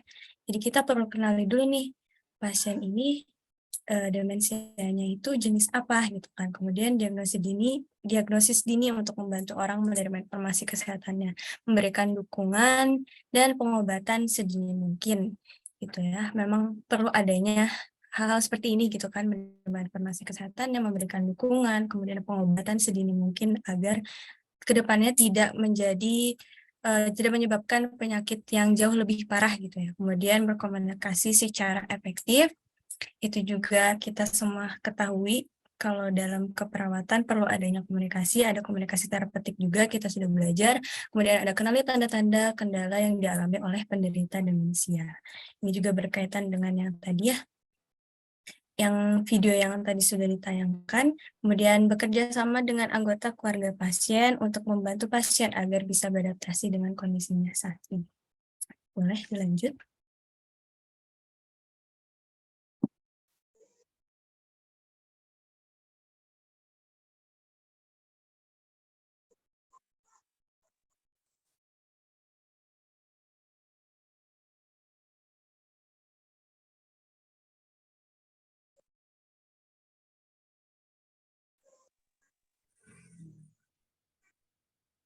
Baik, selanjutnya adalah sesi tanya jawab yang dilakukan dalam satu sesi yang terdiri dari 3 penanya. Untuk yang bertanya, boleh raise hand.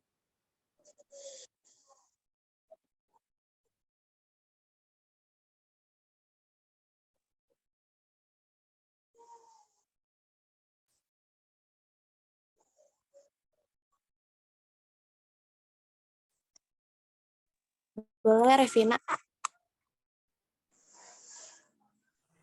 Baik, terima kasih moderator. Perkenalkan, nama saya Revina Aulia dari KEP 1B, NIM 2209788. Izin bertanya, tadi kan udah dijelaskan ya mengenai demensia. Nah, bagaimana sih solusi terhadap orang yang penderita demensia? Baik, begitu. Baik, terima kasih untuk Revina atas pertanyaannya. Selanjutnya itu Fuji Awalia.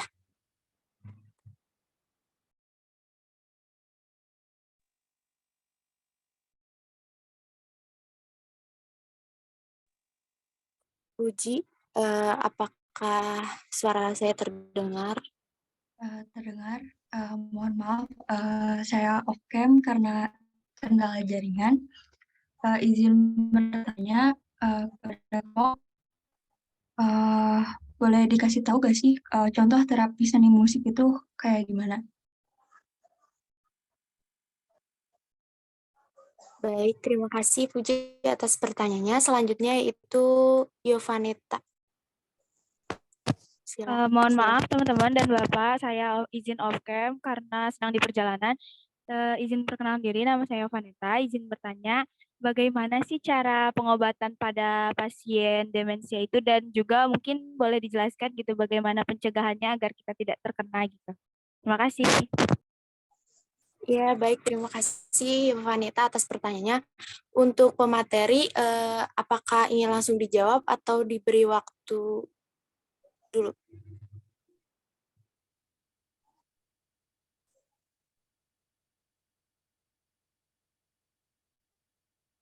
Waktu sekitar 2 menit. Baik, terima kasih.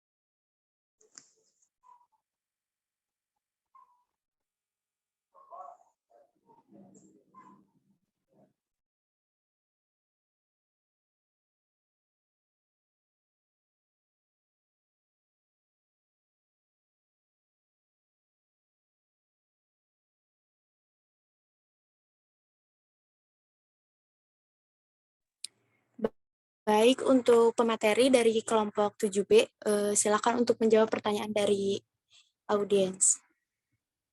Saya persilahkan. Izin menjawab pertanyaan yang pertama ya. Boleh diulang pertanyaannya?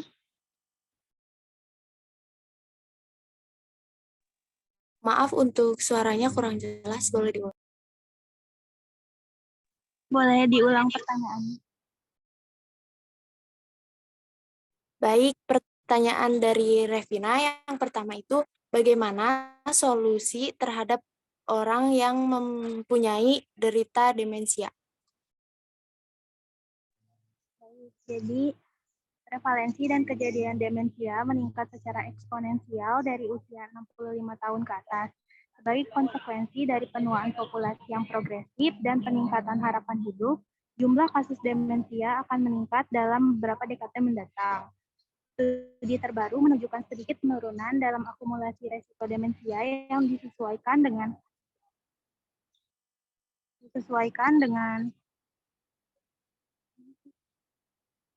kelompok usia dan jenis kelamin selama beberapa dekade terakhir di beberapa negara. Ada kemungkinan bahwa melalui strategi pencegahan primer yang diterapkan pada faktor resiko demensia yang diketahui, beban demensia pada kesehatan masyarakat akan berkurang di masa depan.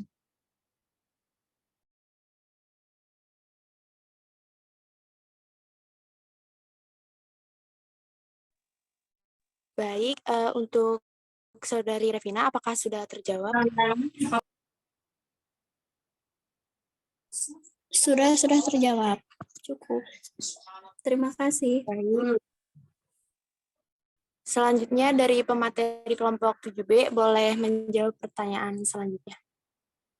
Saya persilahkan. Baik, sebelumnya mohon maaf tadi keluar akibat jaringan. Saya di sini akan menjawab pertanyaan dari Puji yang membahas, yang bertanya mengenai cara, mohon maaf moderator boleh diulang? Untuk pertanyaan dari Fuji yaitu boleh kasih tahu contoh terapi seni musik itu seperti apa? Baik, jadi di sini baik, di sini terapi seni musik ini dapat dilakukan dengan berbagai cara.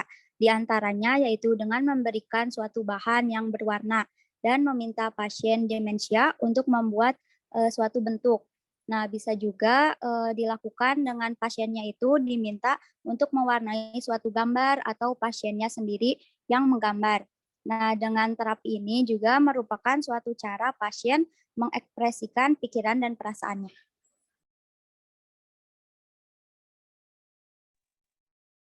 Baik, untuk Fuji, apakah sudah terjawab? Terjawab. Oke, baik. Sebelumnya, apakah ada yang ingin ditambahkan dari audiens lain? Atau sudah cukup?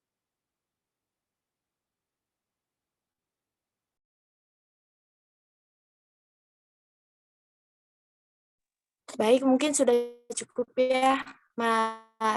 Selanjutnya yaitu dari kelompok 7B akan untuk menjawab pertanyaan yang terakhir yaitu dari Yovaneta. Baik, izin menjawab pada moderator. Iya, silakan. Bagaimana pengobatan terhadap pasien demensia dan bagaimana pencegahannya? Saat ini tidak ada pengobatan mengubah penyakit untuk salah satu demensia. Sebaliknya, dokter memiliki beberapa alat terapi untuk mengurangi konsekuensi kognitif dan perilaku pada demensia. Ada juga strategi untuk minimalkan bahaya pada pasien dengan demensia. Jadi pengobatan salah satunya ini dengan terapi, seperti terapi stimulasi kognitif. Terapi ini yang bertujuan untuk merangsang daya ingat, kemampuan memecahkan masalah, dan kemampuan berbahasa dengan melakukan kegiatan kelompok atau olahraga. Yang kedua ada terapi okupasi. Terapi ini yang bertujuan untuk mengajarkan pasien cara melakukan aktivitas sehari-hari dengan aman sesuai kondisinya, dan mengajarkan cara mengontrol emosi dalam menghadapi perkembangan gejala. Lalu ada terapi mengingat. Terapi ini membantu penderita mengingat riwayat hidupnya seperti kampung halamannya, masa sekolahnya, pekerjaan, dan hingga hobi. Lalu ada rehabilitasi kognitif yang bertujuan untuk melatih bagian otak pasien yang tidak berfungsi dengan menggunakan bagian otak yang masih sehat. Lalu untuk pencegahannya, yaitu dengan olahraga yang teratur, karena aktivitas fisik ini dapat menumbuhkan dan menjaga sel-sel otak tetap berfungsi dengan baik, menstimulasi koneksi antara sel-sel otak, memperlancar aliran darah ke otak. Yang kedua, menjaga pola makan dengan sehat, yaitu menerapkan pola makan sehat seperti diet Mediterania juga membantu menurunkan risiko dan mencegah demensia. Asupan makanan ini tersebut kaya antioksidan yang akan menjaga dari kerusakan otak yang berkaitan dengan Alzheimer dan demensia. Di samping itu juga menjaga kadar kolesterol tetap normal, yang mana berarti akan menjaga kemampuan otak dalam mengingat dan berpikir. Dan ketiga, pencegahannya adalah menjaga kesehatan jantung. Semua hal yang baik untuk jantung akan baik juga untuk otak. Karena itu, kita penting untuk membatasi asupan garam, mengurangi kebiasaan minum alkohol berlebihan, dan berhenti merokok. Jantung yang sehat akan juga membantu mencegah demensia. Lalu yang terakhir, belajar hal baru. Dengan mempelajari hal baru ini, otak akan tetap aktif dan menurunkan risiko kerusakan otak, termasuk mencegah demensia. Misalnya seperti belajar bahasa baru, belajar memasak, pergi ke museum, atau pergi ke tempat-tempat baru.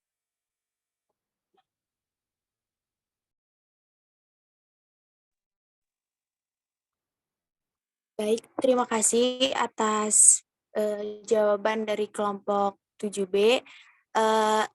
Sebelum lanjut ke penutupan, apakah ada yang ingin ditanyakan kembali atau menambahkan?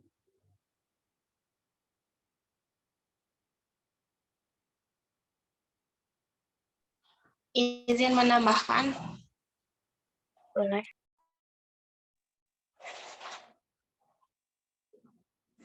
Perkenalkan, saya Destia Sapitri dengan NIM 2206318 mengenai pertanyaan yang tadi tentang mengatasi penyakit demensia ya. Tadi sudah dijelaskan juga ya oleh kelompok faktor-faktor sistem risiko yang bisa diubah gitu ya, seperti dari pola makan dan olahraga, penggunaan alkohol yang berlebihan, depresi, diabetes, merokok, dan sebagainya. Selain itu, faktor lingkungan dan keluarga pun sangat mendukung ya, karena merawat orang demensia itu memang bukan hal yang mudah gitu ya. Kemampuan kognitif, fisik, dan fungsionalnya yang berkurang kerap membuat kita kesal gitu ya, kesal, jengkel, bahkan lelah gitu. Tapi jangan berputus asa. Jadi lingkungan pun sangat mendukung ya untuk membantu gitu pasien demensia dengan cara membuat lingkungan yang aman dan nyaman gitu ya. Karena perubahan perilaku pada penderita demensia itu muncul karena pemicunya seperti merasa takut, bosan, atau rasa bising. Gitu.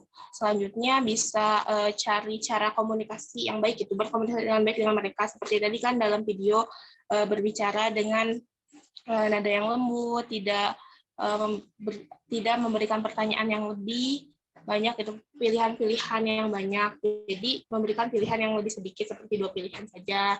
Lalu membantu untuk mengatasi gejalanya itu, rutinitasnya juga harus tetap terjaga gitu. Selanjutnya, kalau mungkin sudah terlalu parah, bisa mencari bantuan gitu ke tenaga medis agar dilakukan perawatan lebih lanjut lagi. Seperti itu. Baik, terima kasih Destia atas penambahannya. Apakah ada yang ingin menambahkan atau bertanya kembali?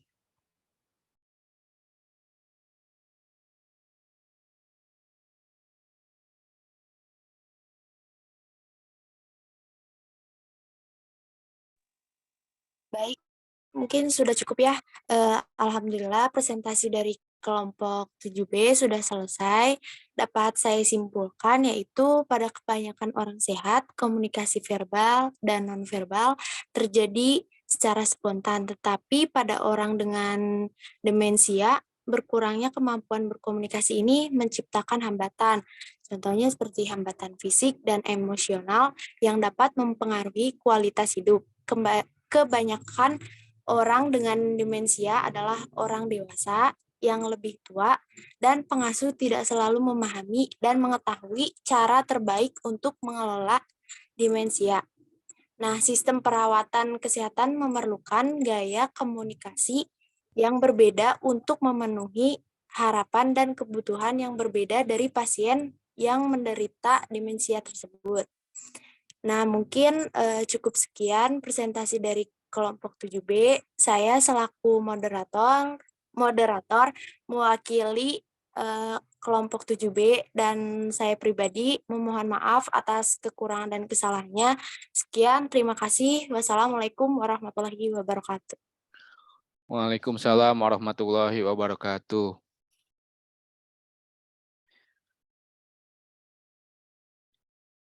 Ya, terima kasih kepada siapa? Amelia ya?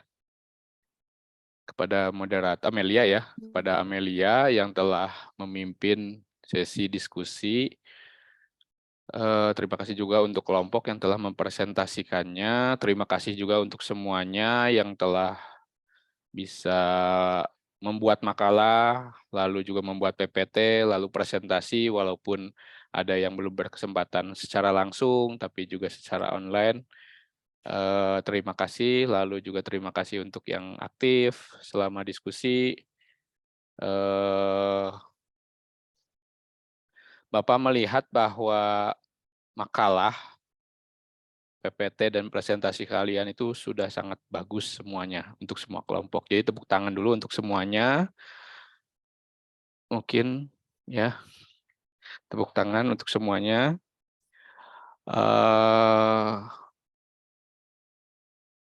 Bapak bukan Bapak ingin tidak berbohong, tapi memang makalah kalian bagus-bagus semuanya, dan tujuan Bapak mungkin yang Bapak inginkan berhasil gitu, karena Bapak menginginkan makalah yang tidak biasa gitu. Nah, untuk membuat sesuatu yang tidak biasa itu diperlukan juga bahan-bahan yang tidak biasa juga. Makanya Bapak bilang pakai bahasa Inggris, agar apa? Agar makalah kalian tuh bagus gitu. Kalau kita pakai bahasa Indonesia terus, kita terjebak dalam suatu lingkaran yang kecil gitu. Sayang, lingkaran itu banyak, keilmuan itu banyak banget. Nah, kita mengkungkung diri kita atau membatasi diri kita dengan hanya membaca bahasa Indonesia. Maka itu sangat sayang, sangat sayang. Oleh karena itu, karena kalian sudah pernah mencoba, biasanya kalau sudah pernah mencoba, untuk selanjutnya akan lebih mudah. Nah, kedepannya Bapak sarankan atau Bapak minta kepada kalian untuk membuat banyak tulisan. Nah, banyak-banyak tulisan tersebut lalu kalian kirimkan ke media massa ataupun ke perlombaan-perlombaan. Nah, mudah-mudahan bisa juara dengan itu gitu. Dan juga bermanfaat khususnya bagi orang banyak gitu. Kemarin kakak kelas kalian ada 2 orang mungkin ya yang juara juga lomba poster atas bimbingan juga dalam hal ini Pak Dika yang juga spesialis dalam pembuatan poster teknik informatika itu Pak Dika ya. Dan juga tim-tim Promkes yang waktu itu juga ada Bapak di situ, di mana Bapak sarankan untuk menggunakan sumber-sumber yang memang benar-benar bermutu gitu. Jadi secara singkatnya tetap gunakan sumber berbahasa Inggris. Karena kalau kalian pakai Indonesia terus nggak akan maju. Kita harus lebih unggul daripada orang lain. Kalau kita mau unggul maka kita juga harus punya bahan yang unggul. Bahan yang unggul itu adalah tulisan-tulisan ilmiah yang berbahasa Inggris. Karena berbahasa Indonesia itu sangat minim atau bukannya nggak ada ya, minim lah ya. Yang benar-benar bagus dan terupdate. begitu. Lalu juga Bapak juga sebenarnya Bapak tuh sangat menyenangi atau menikmati kuliah yang active learning seperti ini dibandingkan Bapak memberikan ini terus, karena Bapak rasa akan lebih bermutu lah bagi kalian, akan lebih masuk ke kalian, dan juga kaliannya lebih aktif dalam mencari begitu ya. Dan itu yang sudah Bapak sampaikan di minggu kemarin. Lalu mohon maaf juga jika Bapak misalnya dalam ceramah gitu, itu sering mengulang-ulang karena ya namanya dosen kan masuk kelas ini, masuk kelas itu, sering lupa.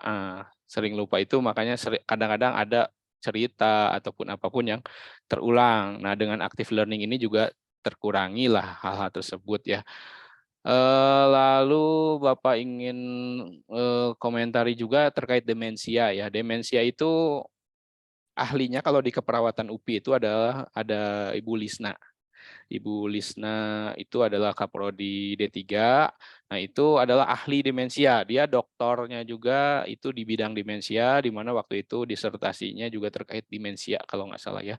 Itu di ITB S3-nya, dan dia memang benar-benar serius meneliti banyak terkait demensia, termasuk juga terapi musik dan terapi-terapi lainnya terkait dengan demensia gitu. Jadi demensia itu suatu keadaan sindrom. Sindrom itu berarti banyak gejala ya. Banyak gejala terkait, yang gejala utamanya itu adalah lupa, gangguan memori, dan juga gangguan pola pikir atau cara berpikir atau kemampuan berpikir lah. Itu menurun gitu. Nah, beda lagi dengan delirium. Kalau delirium itu hampir mirip dengan demensia, tapi itu kembali seperti awal. Misalnya kita lagi ngantuk banget, nah itu seringkali delirium. Atau kita misalnya salah makan, keracunan, delirium. Delirium itu yaitu gangguan pola pikir, gangguan cara berpikir, terus juga gangguan pola kesadaran, gangguan daya ingat gitu. Tapi yang bersifat sementara.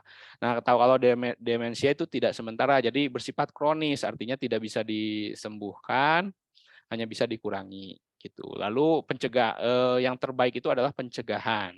Nah, pencegahan demensia itu tadi sudah dipaparkan dengan baik oleh kelompok, oleh teman-teman kalian. Jadi sangat banyak sekali, termasuk juga aktivitas fisik kita dan lain-lain gitu ya.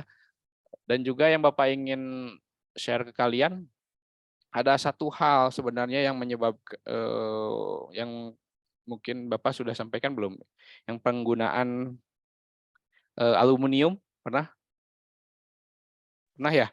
Nah, itu adalah salah satu pemicu demensia, dalam hal ini Alzheimer gitu. Jadi kalau misalnya yang Bapak tahu ya, yang Bapak tahu dari penelitian. Jadi kalau misalnya di rumah kalian masih ada barang-barang aluminium yang apalagi aluminiumnya kualitas rendah, hati-hati. Kita gunakan aja lebih baik, amannya itu adalah stainless steel kalau yang tidak, yang lengketnya ya. Kalau bisa lengketnya, tapi kalau yang non lengketnya mungkin bisa pakai teflon itu, tapi nggak begitu bagus sih teflon itu, seringkali mengelupas dan itu bahaya kalau mengelupas. Yang lebih bagus itu ada dari marble ataupun bahan-bahan lain yang terbaru yang lebih kuat daripada teflon, tapi teflon pun sebenarnya aman selama masih belum terkelupas begitu. Tapi kalau yang mau hemat itu menggunakan stainless steel.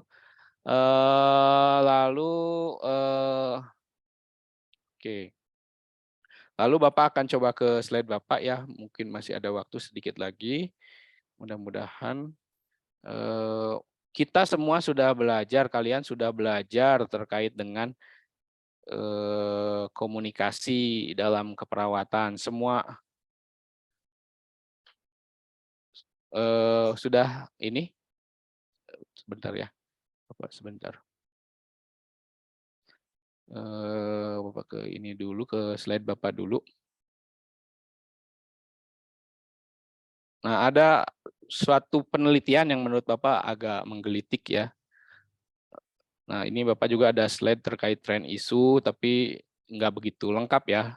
Nanti lengkapnya adalah lebih ke arah yang kalian. Jadi nanti yang akan diujikan itu slide-slide PPT kalian juga akan masuk ke ujian. Jadi yang belum diupload segera diupload. Lalu juga yang belum untuk nanti Bapak akan masukkan ke ujian. Tren itu adalah sesuatu yang sudah memang terjadi, yang pasti terjadi. Kalau isu itu dia masih isu, apakah benar, apakah tidaknya itu adalah sesuatu yang memungkinkan. Jadi tidak pasti gitu kalau isu itu. Kalau tren itu memang satu gambaran ataupun informasi yang terjadi pada saat ini dan biasanya sedang populer di kalangan, misalnya tadi telemedicine, telehealth, interprofessional education kalau di komunikasi itu sedang memang terjadi. Kalau isu itu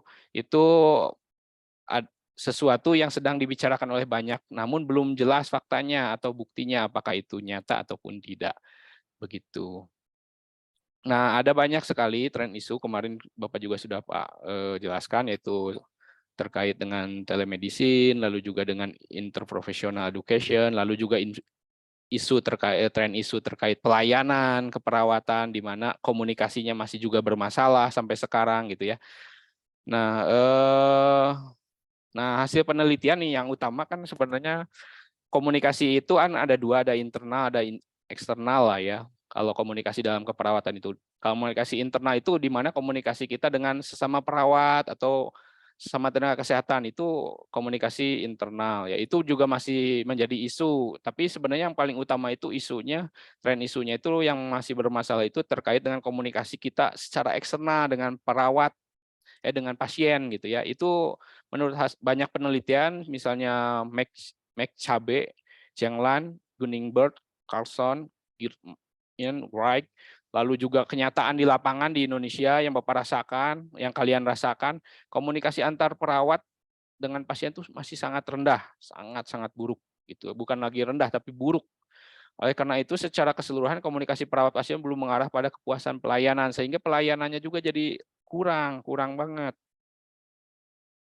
Perawat cuma datang sekali, ngasihin obat aja gitu, nggak benar-benar maksimal gitu.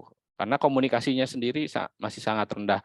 Tapi anehnya itu kenapa ini terjadi gitu? Itu yang jadi pertanyaan. Padahal kalian sudah diajarin komunikasi dari mulai tata caranya, pentingnya, lalu juga pengetahuannya, kognitifnya kalian belajar, afektifnya belajar, semuanya belajar.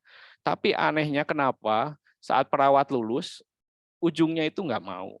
Tetap aja komunikasinya buruk. Itu mencakup di seluruh dunia, bukan di Indonesia saja. Hasil penelitian sebelumnya juga menunjukkan bahwa perawat telah dilatih nih. Dari hasil penelitian di dunia pun, semua perawat tuh dilatih untuk komunikasi itu dengan baik gitu. Tapi ini tuh tetap terjadi. Berarti ada sesuatu yang lain, ada teori yang lain, ada faktor yang lain yang lebih dominan yang menyebabkan komunikasi itu jadi gagal. Jadi faktor dari pengetahuan kita perawat dalam berkomunikasi itu jadi terabaikan karena faktor itu tertutup dengan faktor-faktor yang lain gitu. Nah, banyak masalah yang dilaporkan terkait dengan penurunan rasa altruisme. Ada penelitian yang menyatakan bahwa komunikasi itu tidak berjalan dengan baik itu karena altruisme perawat di seluruh dunia itu turun. Altruisme itu keinginan untuk ikhlas gitu, untuk bekerja. Jadi kita bekerja itu untuk menjadi perawat yang bagus itu harus punya altruisme yang bagus. Jadi artinya ketika kita menjadi perawat jangan hanya memikirkan uang, tapi memikirkan bagaimana kita tuh kerja tuh ikhlas untuk kesembuhan pasien tanpa imbalan apapun. Begitu. Nah, sulit sekarang mencari perawat yang seperti itu. Itu berdasarkan penelitian di sini gitu. Oleh karena itu kita harus meningkatkan altruisme kita untuk bisa berkomunikasi sekaligus juga memberikan pelayanan yang istimewa kepada pasien. Nah, kita harus berpikir seimbang, jangan sampai kita terlalu fokus karena di Indonesia susah mencari uang, kita fokus mencari uang, jadi pekerjaan-pekerjaan yang nggak ada uangnya kita nggak kerjakan, sedangkan hidup itu kan harus seimbang. Kita harus memikirkan juga dunia, harus juga memikirkan akhirat, harus memikirkan diri kita sendiri, harus memikirkan keluarga, harus memikirkan semua orang, pasien termasuk pasien kita. Jangan sampai kita hanya egois memikirkan diri sendiri, sama keluarga gitu. Sehingga ketika praktek, biarin aja orang lain ini, altruisme menurun sehingga muncullah komunikasi itu menurut. Ini menurut analisisnya dari penelitian yang ini ya. Bapak lupa menulisnya ini dari penelitiannya Noroziniak dalam jurnalnya di Iran ya, tahun 2016. Ini kondisinya hampir sama dengan di Indonesia karena Iran itu kan tingkat negaranya juga hampir mirip dengan Indonesia.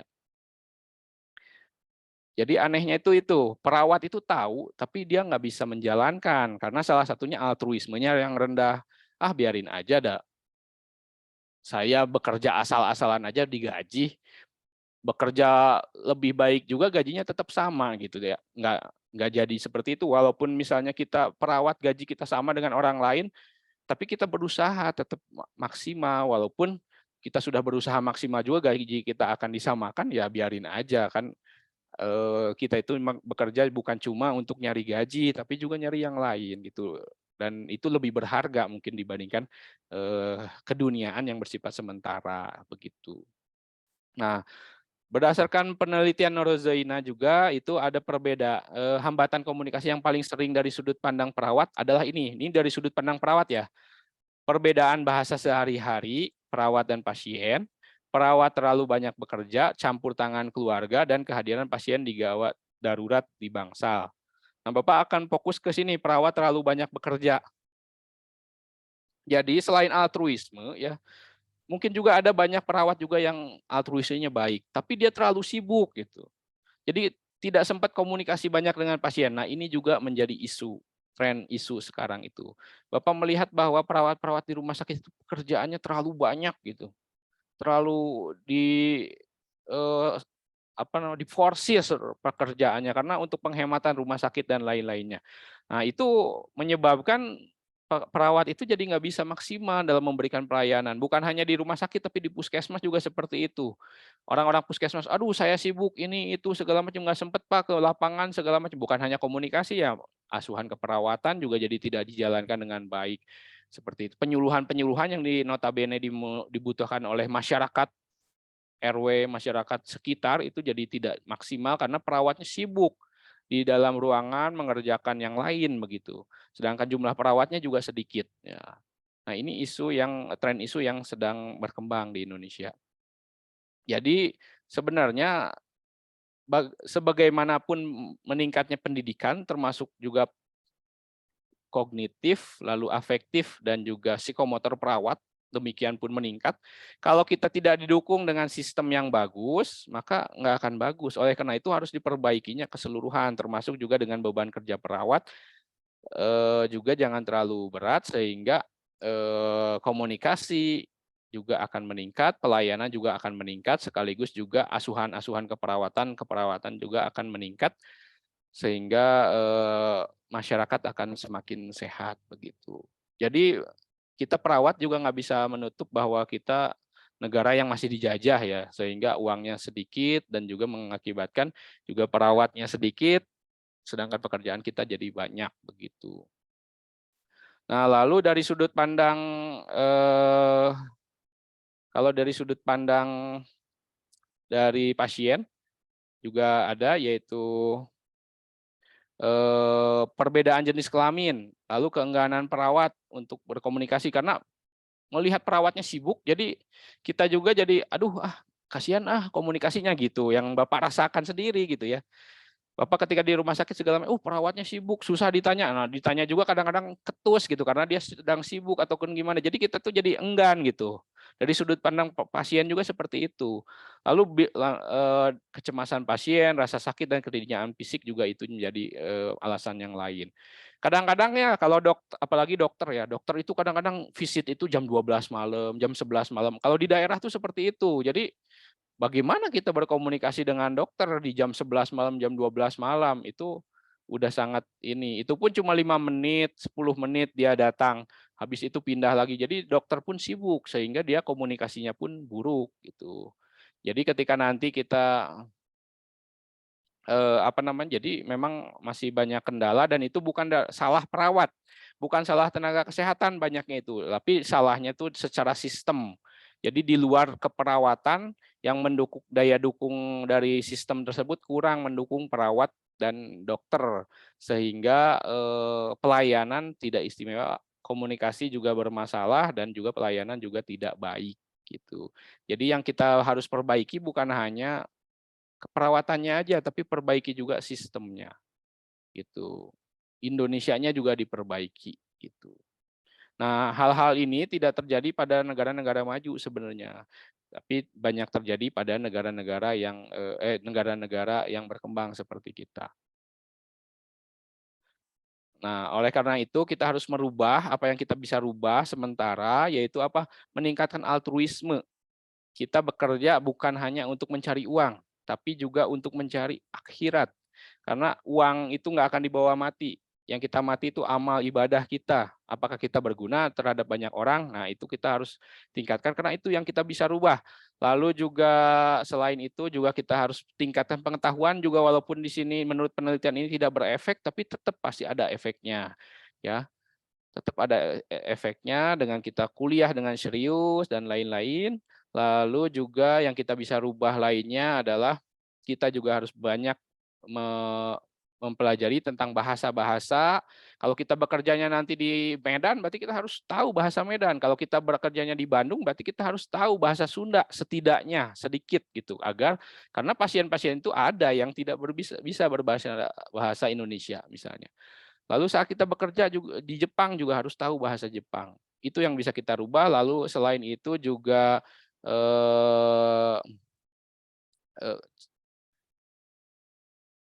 yang lainnya juga terkait makroekonomi, makrosistem juga kita harus belajar untuk bisa merubah sedikit demi sedikit. Gunakan produk-produk dalam negeri, gunakan juga agar membantu kita perekonomian kita naik. Lalu juga berusaha untuk menjadi aset devisa ke luar negeri. Kita bekerja ke luar negeri, bawa uangnya ke sini sebagian dari perawat itu. Nah, kembangkan Indonesia menjadi lebih hebat lagi begitu ya. Menjadi lebih baik dibandingkan sekarang. Seperti itu. Nah, seperti itu. Sampai di sini ada pertanyaan?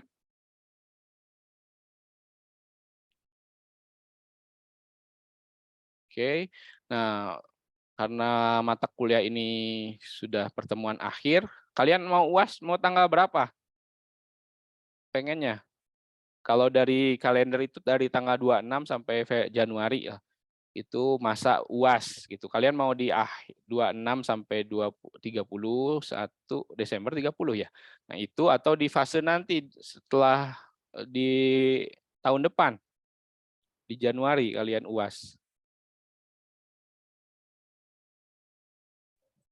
Bapak tawarkan, ada yang mau ini? Ada yang memberikan saran? Oke, nggak ada ya. Oke ya, nanti Bapak lihat lagi ya, mudah-mudahan kita bisa di Januari. Sepertinya sih kalau rencana Bapak sih kemungkinan di Januari. Jadi Bapak perlu infokan. Lalu juga yang akan masuk ujian itu adalah semua materi setelah UTS ya. Jadi yang sebelum UTS itu nggak akan masuk. Lalu setelah UTS itu akan masuk ke ujian, termasuk juga dengan presentasi, lalu juga PPT kalian, makalah kalian, jadi baca kembali. Lalu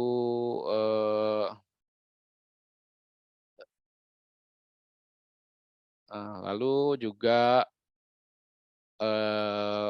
nanti untuk info yang lebih rincinya ya, mungkin nanti saat Bapak sudah membuat soal, nanti akan Bapak kabarkan kepada Naura dan Siva untuk kalian bisa persiapkannya lebih matang. Gitu. Ada pertanyaan?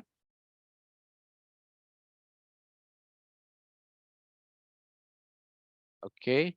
Nah, kita sudah belajar, alhamdulillah sudah belajar kita untuk mata kuliah komunikasi, di mana kita belajar keseluruhan dari konsep dasar komunikasi itu apa, bagaimana komunikasi itu efektif, lalu juga komunikasi antar budaya, komunikasi internal dengan multidisiplin kita sesama perawat maupun dengan sesama tenaga kesehatan yang lain. Lalu kita juga sudah belajar tentang komunikasi dengan pasien walaupun belum sempurna, mungkin karena nanti akan dilanjutkan di komunikasi terapeutik, di mata kuliah komunikasi terapeutik khusus, begitu ya.